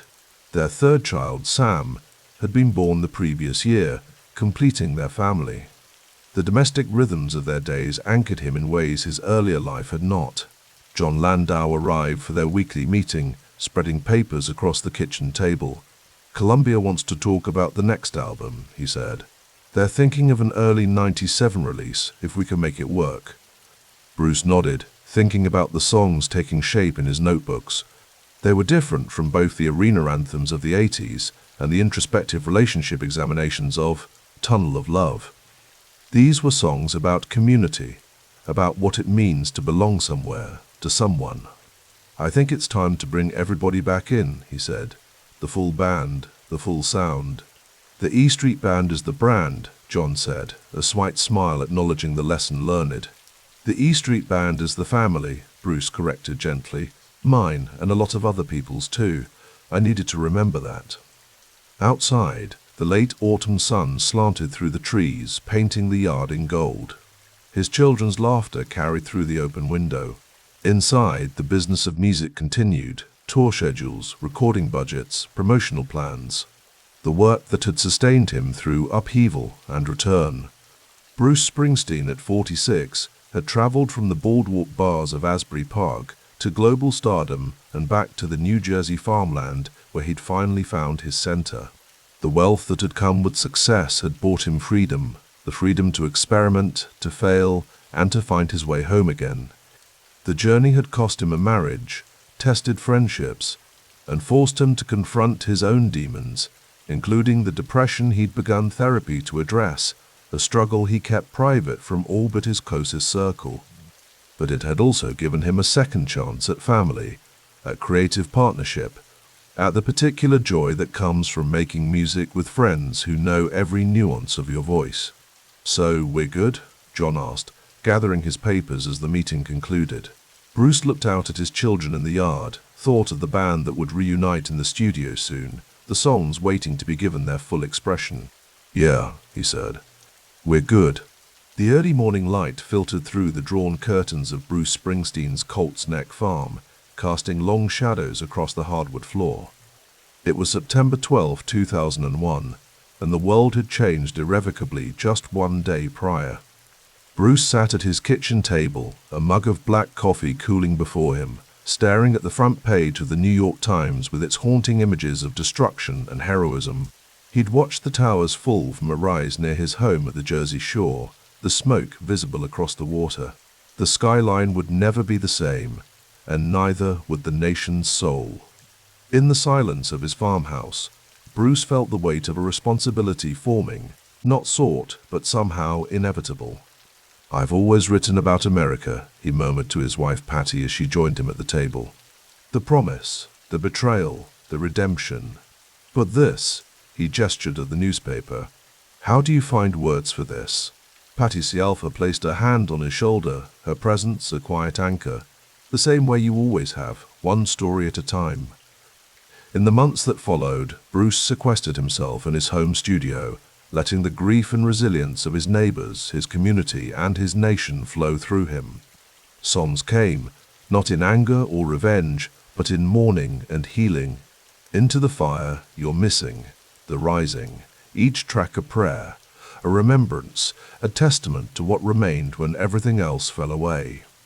The Stone Pony in Asbury Park had seen better days by the late 1990s, but its significance in the Springsteen mythology had transformed it into something approaching sacred ground.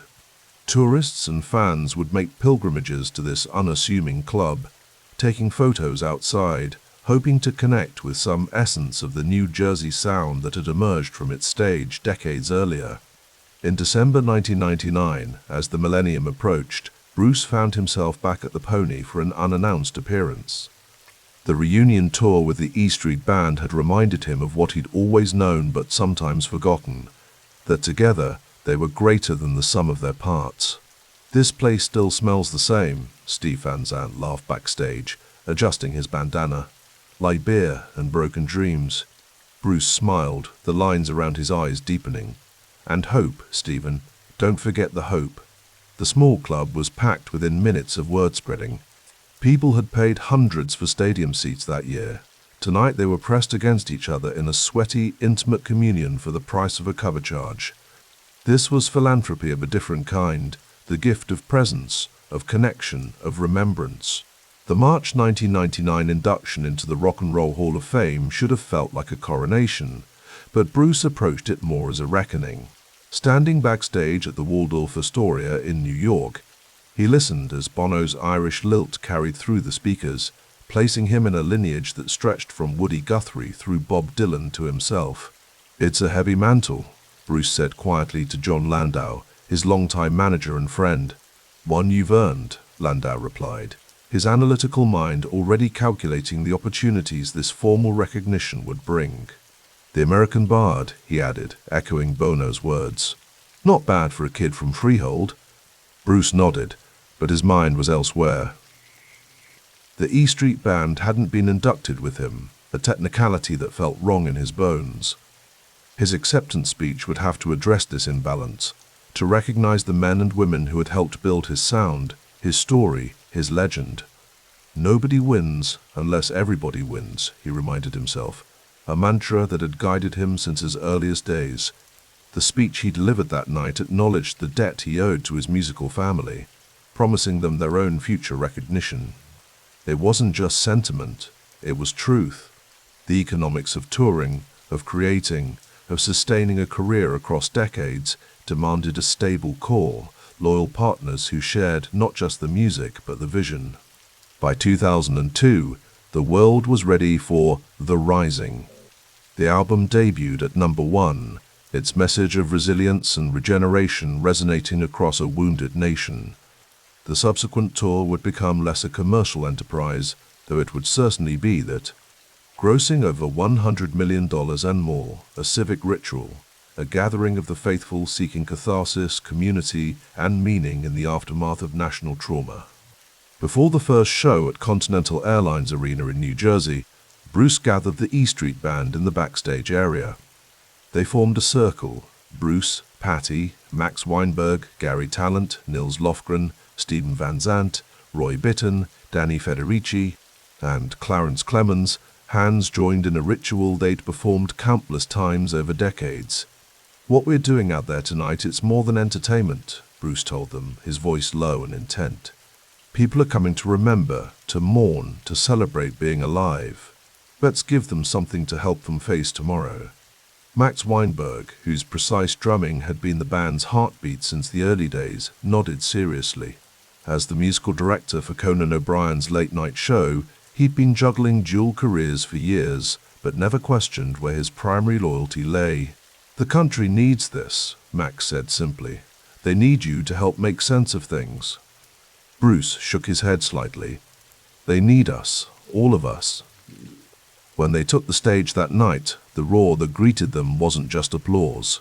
It was release, communion, an acknowledgement of shared grief and determination. For the next 3 hours, Bruce and the band created a space where Americans could gather to feel something together, to remember what united rather than divided them. The economics of touring had changed dramatically since Bruce's early days, playing bars on the Jersey Shore. By 2003, a Springsteen stadium show was a massive operation. Multiple trucks of equipment, a crew of dozens, venue staff numbering in the hundreds, and overhead costs that would have been unimaginable in the 1970s. George Travis, Bruce's longtime road manager, reviewed the numbers in a hotel suite before a show at Giant Stadium.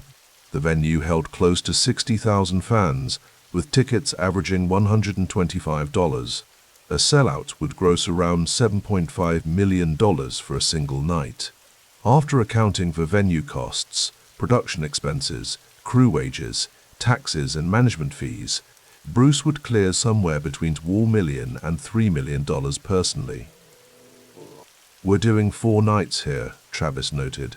"That's significant revenue, even with the increased production costs for the Rising tour." Bruce nodded, but seemed distracted. Money had long since ceased to be his primary motivation, though he remained shrewdly aware of business realities. His focus was elsewhere. "The food bank benefits next month," he said. "Make sure we're covering all production costs ourselves. I want every dollar of ticket sales going directly to them." Travis made a note.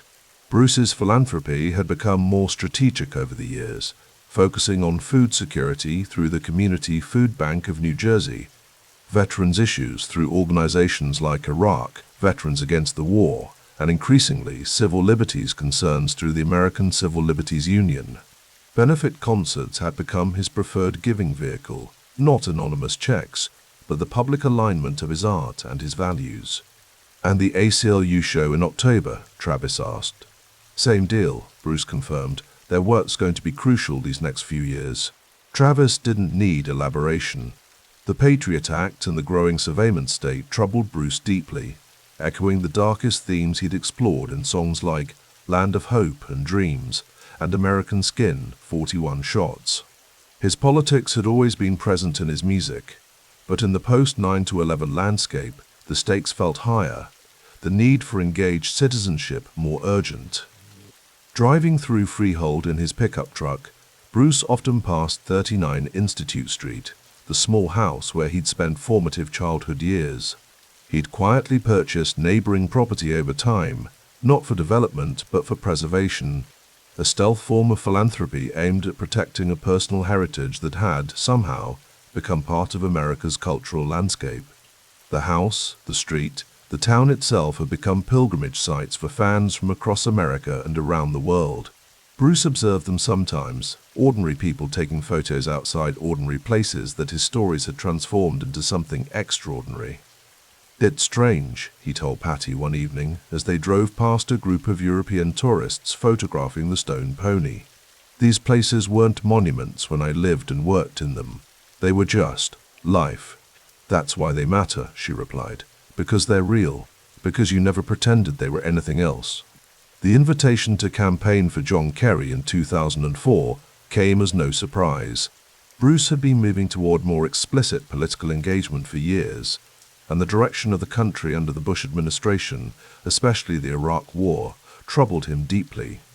In his Colts Neck studio, he discussed the decision with Stephen Van Zandt, whose own political activism dated back to the anti-apartheid Sun City project in the 1980s. "It's a risk," Steve acknowledged. "You'll alienate some fans." "They've had 30 years to listen to what I'm saying in the songs," Bruce replied. "Anyone surprised by where I stand hasn't been paying attention." The Vote for Change tour with REM and other artists would raise awareness and energy, though not the desired electoral outcome. For Bruce, it represented a natural evolution from storyteller to witness to advocate. On a rare day off from touring, Bruce stood on the boardwalk in Asbury Park, watching winter waves crash against the shore. The town was in the early stages of a renaissance after decades of decline, though the gentrification brought its own complications. The West Side, where riots had erupted in 1970, still struggled with poverty and disinvestment, even as luxury condos rose along the beachfront. Max Weinberg joined him, both men bundled against the December chill. They'd been playing together for 3 decades, their musical partnership one of the constants in Bruce's life. "Remember that night at the Student Prince?" Max asked, referencing the 1974 audition that had brought him into the E Street Band. "I was so nervous I could barely hold the sticks." Bruce smiled. "You did all right." "Longest job interview in history," Max laughed, still ongoing. They stood in comfortable silence, watching the grey ocean. Much had changed since those early days. They had families now, multiple homes, financial security beyond anything they could have imagined when playing for tips at the Stone Pony. But the core remained, the music, the brotherhood, the commitment to something larger than themselves. "We've been lucky," Bruce said finally. Max shook his head. "Not luck, purpose. There's a difference." As 2005 approached, bringing with it Bruce's impending Kennedy Center honor and his 56th birthday, he found himself increasingly reflective about the journey that had brought him from Freehold to international acclaim. In his home studio, surrounded by guitars, notebooks, and recording equipment, he worked on new material that would eventually become Devils and Dust, an album that returned to the sparse acoustic storytelling of Nebraska and the ghost of Tom Joad. The commercial calculations that might have preoccupied a younger artist, would it sell? Would radio play it? Would critics embrace it? Had long since been replaced by simpler questions. Is it true? Does it matter? Will it last? The answer to all three, as history would prove, was yes.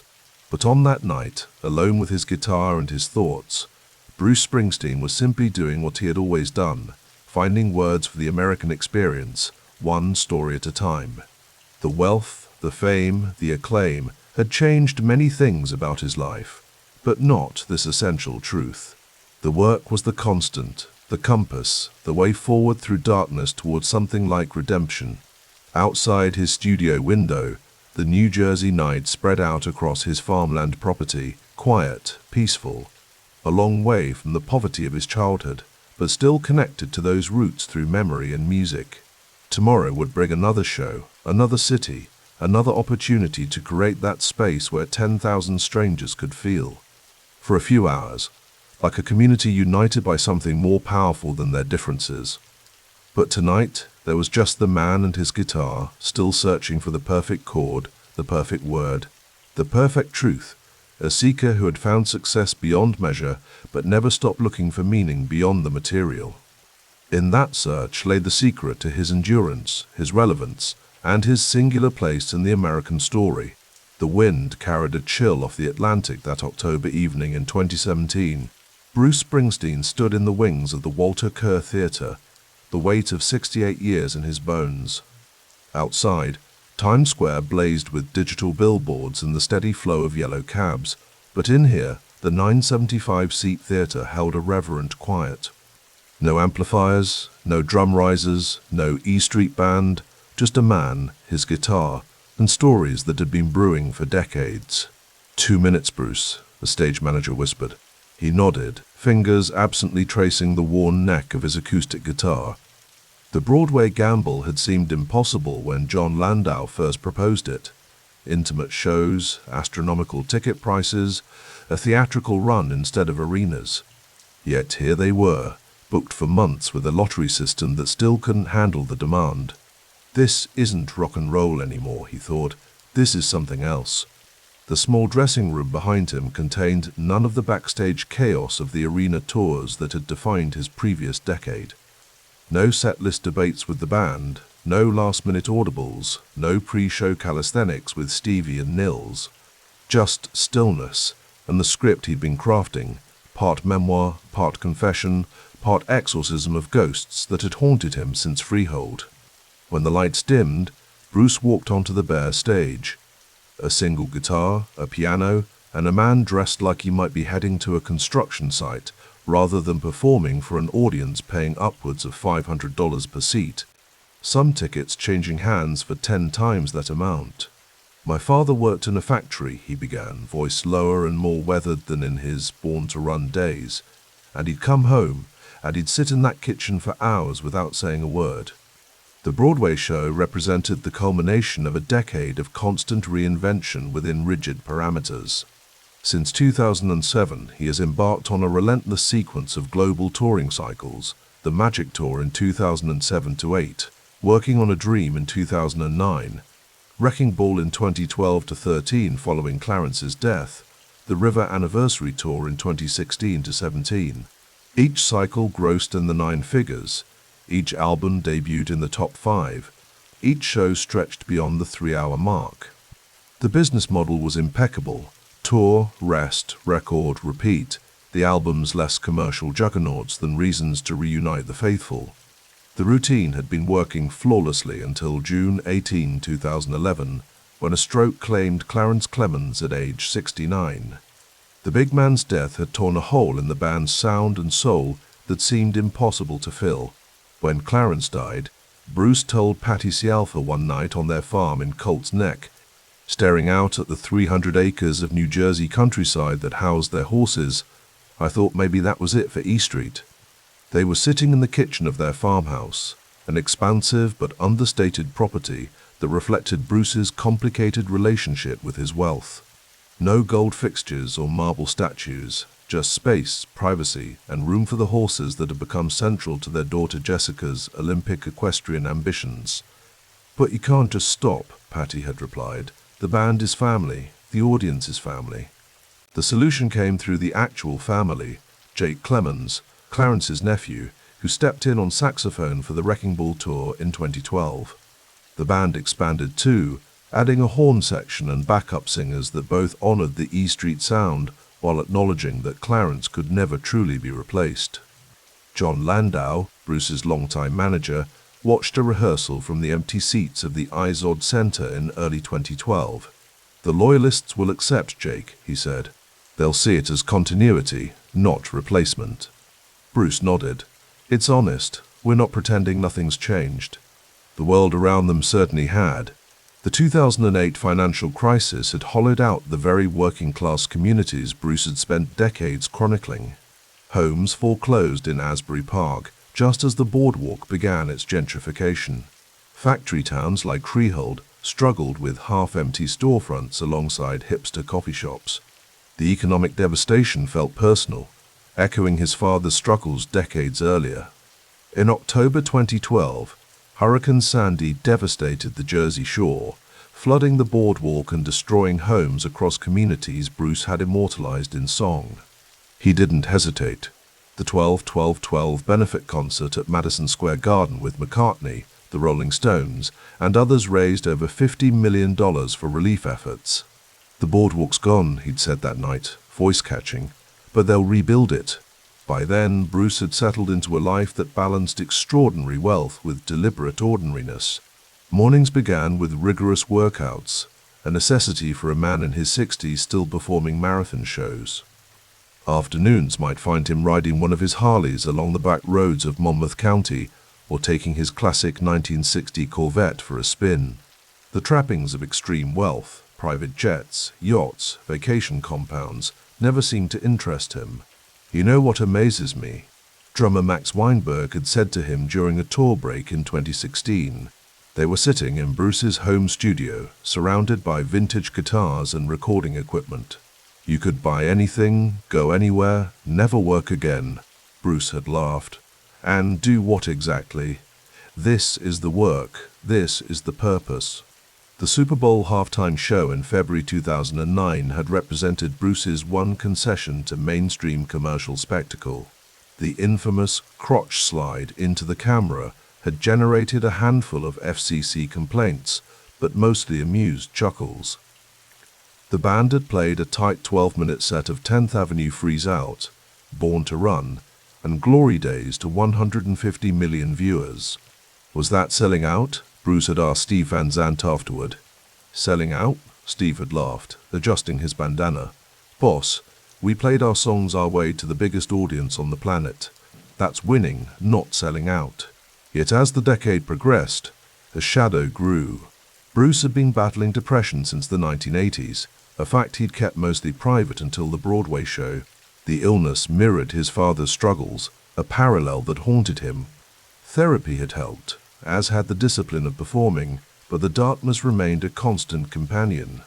One evening in 2016, after a show at the Los Angeles Sports Arena, the last concert before the venue's demolition, Bruce sat alone in his dressing room, toweling off after another 3-hour-plus performance.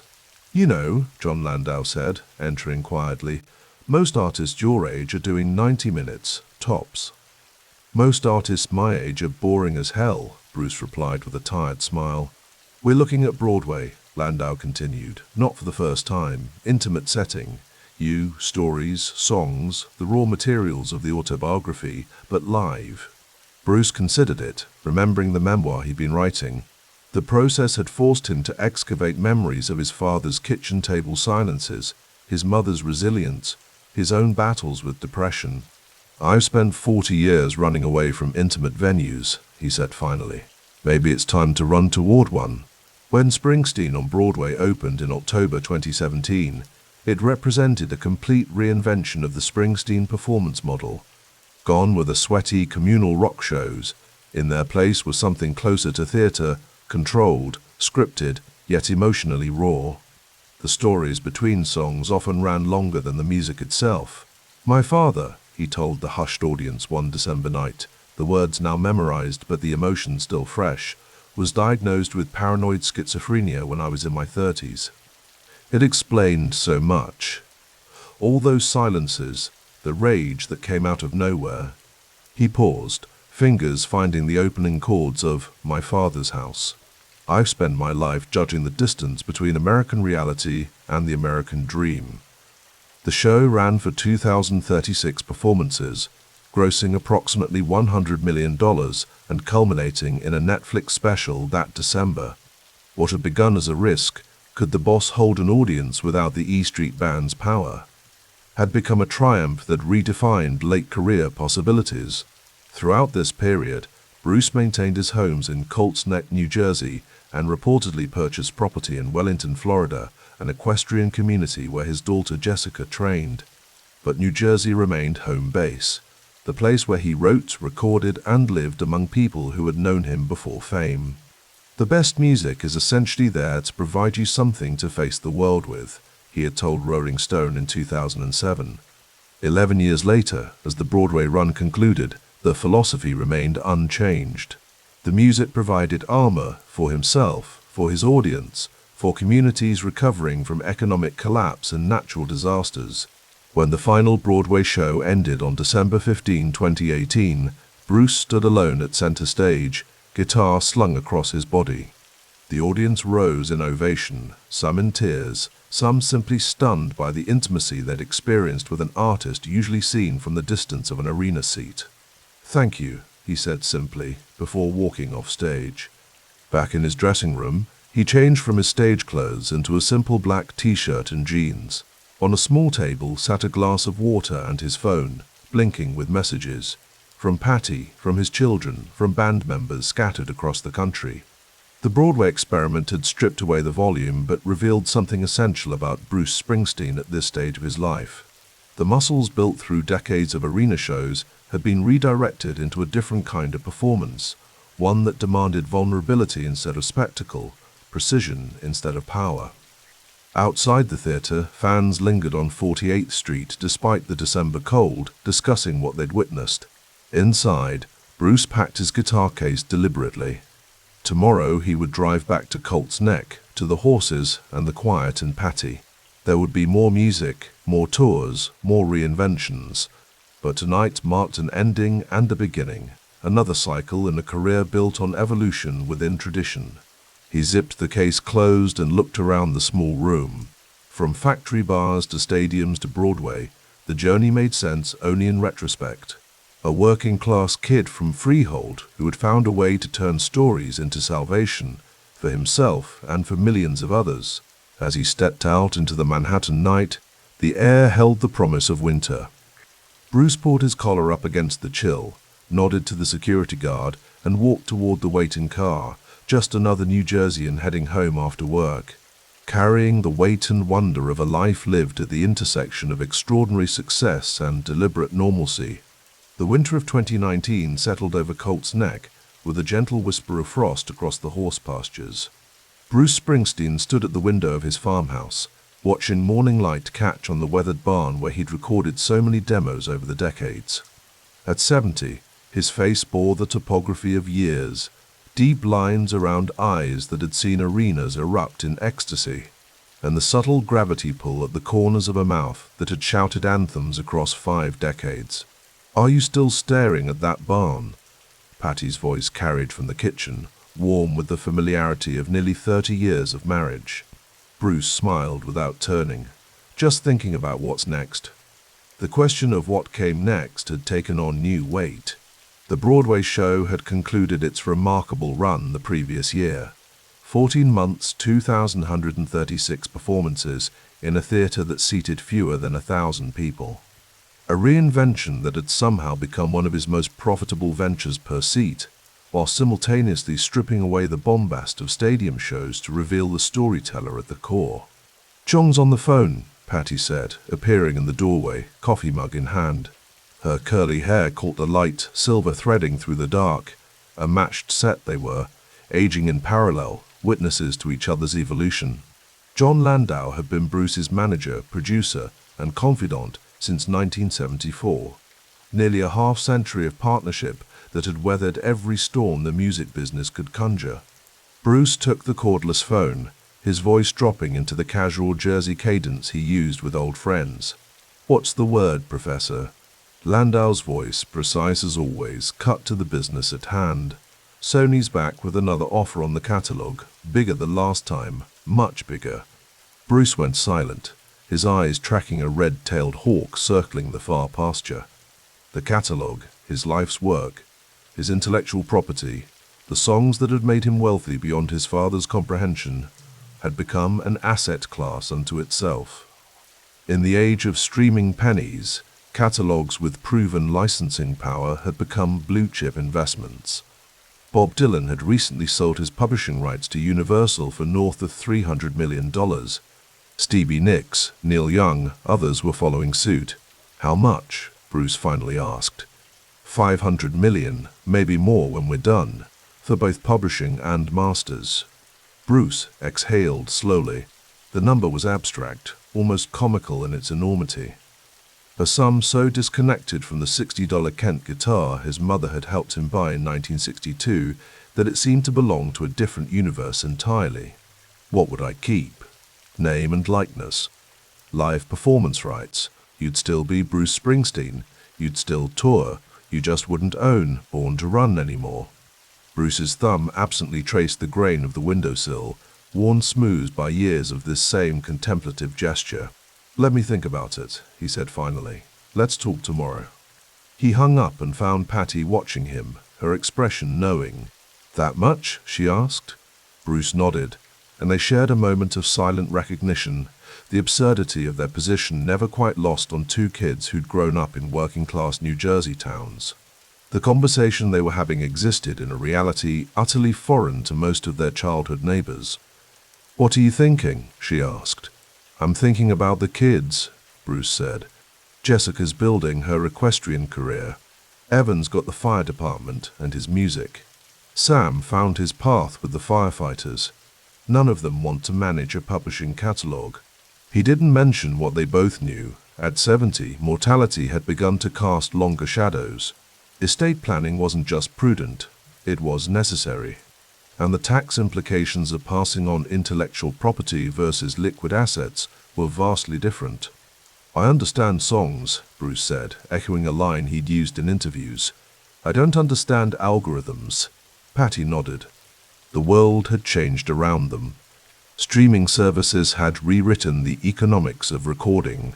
Social media has transformed how artists connect with audiences. The old certainties, platinum albums, radio play, physical media, were dissolving, replaced by metrics and monetization strategies that felt foreign to artists of their generation. "Nobody wins unless everybody wins," Patty quoted back to him, one of his own lyrics that had become something of a personal mantra. Bruce smiled, recognizing her gentle challenge. The man who sang about factories closing couldn't ignore what his decisions meant for his band, his crew, his extended professional family, some of whom had been with him since the Asbury Park days. Summer 2020 arrived with a world transformed. The COVID-19 pandemic had shuttered venues worldwide. The E Street Band tour they'd planned sat in limbo as the virus rewrote the rules of public assembly. Bruce spent mornings in his home studio, afternoons on horseback rides through his property, a routine that anchored him while the outside world grappled with crisis. In a home office converted to accommodate remote work, Bruce sat before a professional microphone setup, recording his SiriusXM DJ show. The program had become an unexpected creative outlet during lockdown, a chance to share his encyclopedic musical knowledge and connect with fans when live performance was impossible. "That was Sam Cooke, A Change Is Gonna Come," he spoke into the microphone, his voice deliberately mellowed to radio timbre. Written in response to Bob Dylan's Blowin' in the Wind, and inspired by Cooke's own experience with segregation in Louisiana. Some songs transcend their moment to speak to every generation that follows. He paused, considering the summer's other defining story, the nationwide protests following George Floyd's murder. The racial reckoning that had brought millions into the streets, even amid pandemic fears. "In times of crisis, we turn to the artists who tell the truth," he continued, "who reminds us who we are and who we could be." The session complete, Bruce emerged from the studio to find Barbara Carr, his co-manager since the 1980s, waiting with a tablet in hand. "We need to talk about November," she said. The presidential election loomed, and Bruce had become increasingly outspoken in his support for Democratic candidates, a stark contrast from his earlier career when he'd avoided explicit partisan positioning. "The Biden campaign wants to use The Rising," Barbara continued, "virtual fundraiser, possibility of you saying a few words." Bruce nodded. The song he'd written after 9/11 had taken on a second life as an anthem of collective resilience. "Let's do it," he said, "but on our terms." Later that evening, as summer twilight lingered over the farm, Bruce sat with Patty on their porch swing. In the distance, the lights of their horse's stable glowed softly in the gathering dusk. "Got a call from Alan today," Bruce said, referring to Alan Grubman, the legendary music attorney who had helped extricate him from his troublesome early contract with Mike Apple and who still handled his most complex legal matters. "Sony's getting impatient." Patty leaned her head against his shoulder. And I'm 71 years old. At some point, simplifying makes sense." They sat in comfortable silence, the weight of the decision settling between them. $500 million would remove any lingering concerns about family security. It would convert unpredictable future royalties into present capital. It would eliminate the administrative burden of managing an extensive catalog in a rapidly changing industry. "I'd still have a guitar," Bruce said, smiling faintly. "And a band. And this place," Patty added, gesturing to the farm around them, their sanctuary for over 30 years. "And this place," he agreed. November 2020 brought both resolution and new complications. The election had ended with a Biden victory, though the nation remained deeply divided. Bruce had participated in several virtual events supporting the campaign, his political voice now an established element of his public identity. It was on a crisp afternoon at Sandy Hook, the Barrier Peninsula extending from the Jersey Shore, that an unexpected moment threatened that carefully cultivated public image. Bruce had taken his motorcycle out, one of his few indulgences alongside classic cars and horses, seeking the meditative state that came with the open road. The flashing lights in his rearview mirror seemed almost surreal, the conversation with the park ranger more so. "Have you been drinking, sir?" Bruce had indeed had a single shot of tequila offered by a fan at a nearby restaurant. The breathalyzer test showed a blood alcohol content of 0.02, well below the legal limit of 0.08, but enough, combined with his celebrity, to generate paperwork. That night, in the farmhouse kitchen, Bruce recounted the incident to John Landau over speakerphone while Patty listened, concern etched across her face. "It's nothing," Bruce insisted. "The reading was barely registrable." "It's something if it makes the papers," John replied, his tone measured, "especially with the Jeep commercial about to drop." The Super Bowl ad, a rare corporate partnership for an artist who had largely avoided such endorsements throughout his career, was built around the message of national unity. Bruce had agreed to it partly because of the theme, partly because the fee would go to charity, and partly because, at 71, certain principled stands had softened into practical considerations. "Will they pull the ad?" Patty asked. "They might," John admitted, "temporarily at least, until this resolves." Bruce ran a hand through his silver hair, frustration evident. "Over a .02? That's less alcohol than you'd get from mouthwash." "Welcome to 2021, John said. "Everything's a headline now." As predicted, when news of the arrest leaked in February 2021, Jeep temporarily pulled the advertisement. The charges were later dismissed. The blood alcohol content deemed too low to sustain prosecution, but not before generating a brief flurry of headlines that seemed wildly disproportionate to the infraction. It was a small reminder that even after 5 decades of meticulously managed public perception, control was never absolute. The ecosystem of social media, celebrity news cycles, and brand sensitivity created vulnerabilities that hadn't existed in earlier eras. December 2021 found Bruce in the wood-paneled office of Alan Grubman's Manhattan firm. The Sony deal was ready for final signatures, masters and publishing rights transferring to the company for a reported sum between $500 million and $550 million. Among the largest such transactions in music history. The document before him represented a fundamental restructuring of his relationship with his own creative output. Once signed, Thunder Road, Born in the USA, The Rising, and hundreds of other compositions would no longer legally belong to their creator. "You sure about this?" Alan asked, fountain pen poised over the signature line. Bruce nodded. The decision had been made after extensive consultation with financial advisors, family discussions, and deep personal reflection. The structure, a direct asset sale rather than an equity swap or more complex arrangement, would trigger a substantial tax event, likely in the range of $165 to $185 million between federal capital gains and New Jersey state taxes. "I could have saved you a fortune if you'd moved to Florida years ago," Allen remarked, not for the first time. Bruce smiled thinly. Some things matter more than tax advantages. It was a principled choice he'd made repeatedly throughout his career, remaining a New Jersey resident despite the state's high tax rate, publicly advocating for progressive taxation even when it affected his own bottom line. He believed in public goods, in social contracts, in the idea that success carried obligations beyond self-interest. The pen scratched across paper, and it was done. In practical terms, little would change immediately. Sony had been his label since 1972. They would continue administering the songs, now with stronger economic incentives to maximize their value.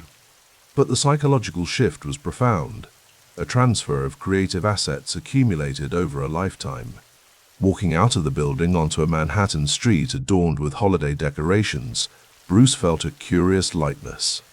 The deal's proceeds would be deployed conservatively, primarily cash and fixed income, substantial real estate holdings, broad market index funds, and the modest allocation to music and theater ventures, a strategy that emphasized preservation over growth, stability over risk.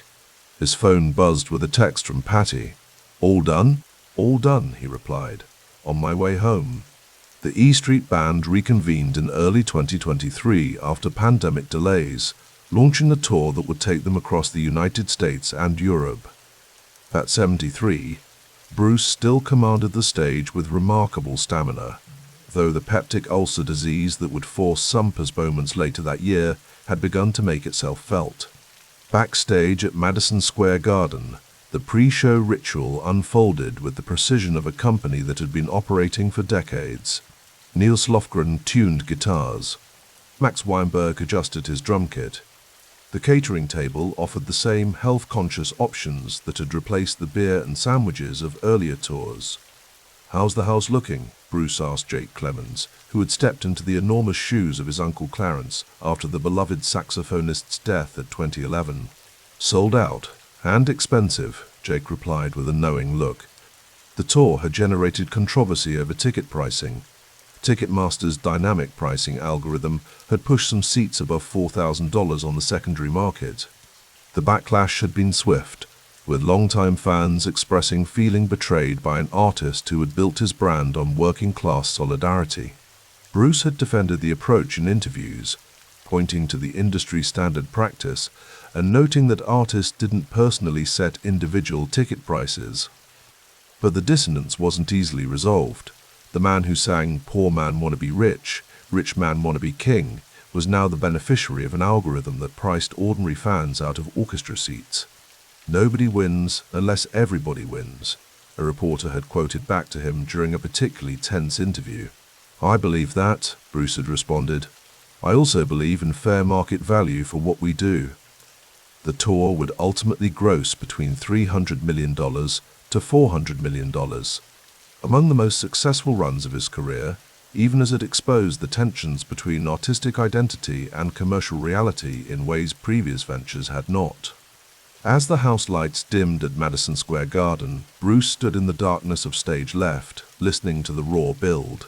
At 73, with a $500 million catalog sale behind him and hundreds of millions in tour revenue ahead, he remained defined by the same essential contradiction that had animated his career from the beginning, the working-class hero who had become one of the wealthiest musicians of his generation, without ever fully resolving what that transformation meant. The band hit the first chords of "No Surrender," and Bruce strode into the light, guitar slung across his body. For the next 3 hours and 15 minutes, the complexity of wealth, identity, and legacy would dissolve into the simpler truth of performance, the communion between artist and audience that had been his most consistent source of meaning. Later that night, in the quiet of a hotel suite, Bruce sat at the desk writing in a leather-bound journal notes for a possible second memoir to follow his 2016 autobiography. The first volume had covered his life to around 2010. A second would encompass Broadway, the catalog sale, and the recognition of creative mortality. His pen paused over the page as he considered what he wanted his epitaph to be when that distant day eventually arrived. Not the business deals or the net worth estimates that financial publications speculated about. Not the properties or investment allocations. He showed up and did the work, he wrote finally. It was, in the end, the truest thing he could say about himself. The boy from Freehold who had transformed a $60 guitar into a global enterprise, who had built a fortune while maintaining enough of his original identity to still recognize himself, and who had never stopped believing that the performance itself, not the proceeds it generated, was the actual point of the exercise. Outside his window, New York City continued its nocturnal rhythm. In New Jersey, the Colts Neck farm waited, horses in their stables, the old barn still standing. The catalog now belonged to Sony, but the story and the storyteller remained his own.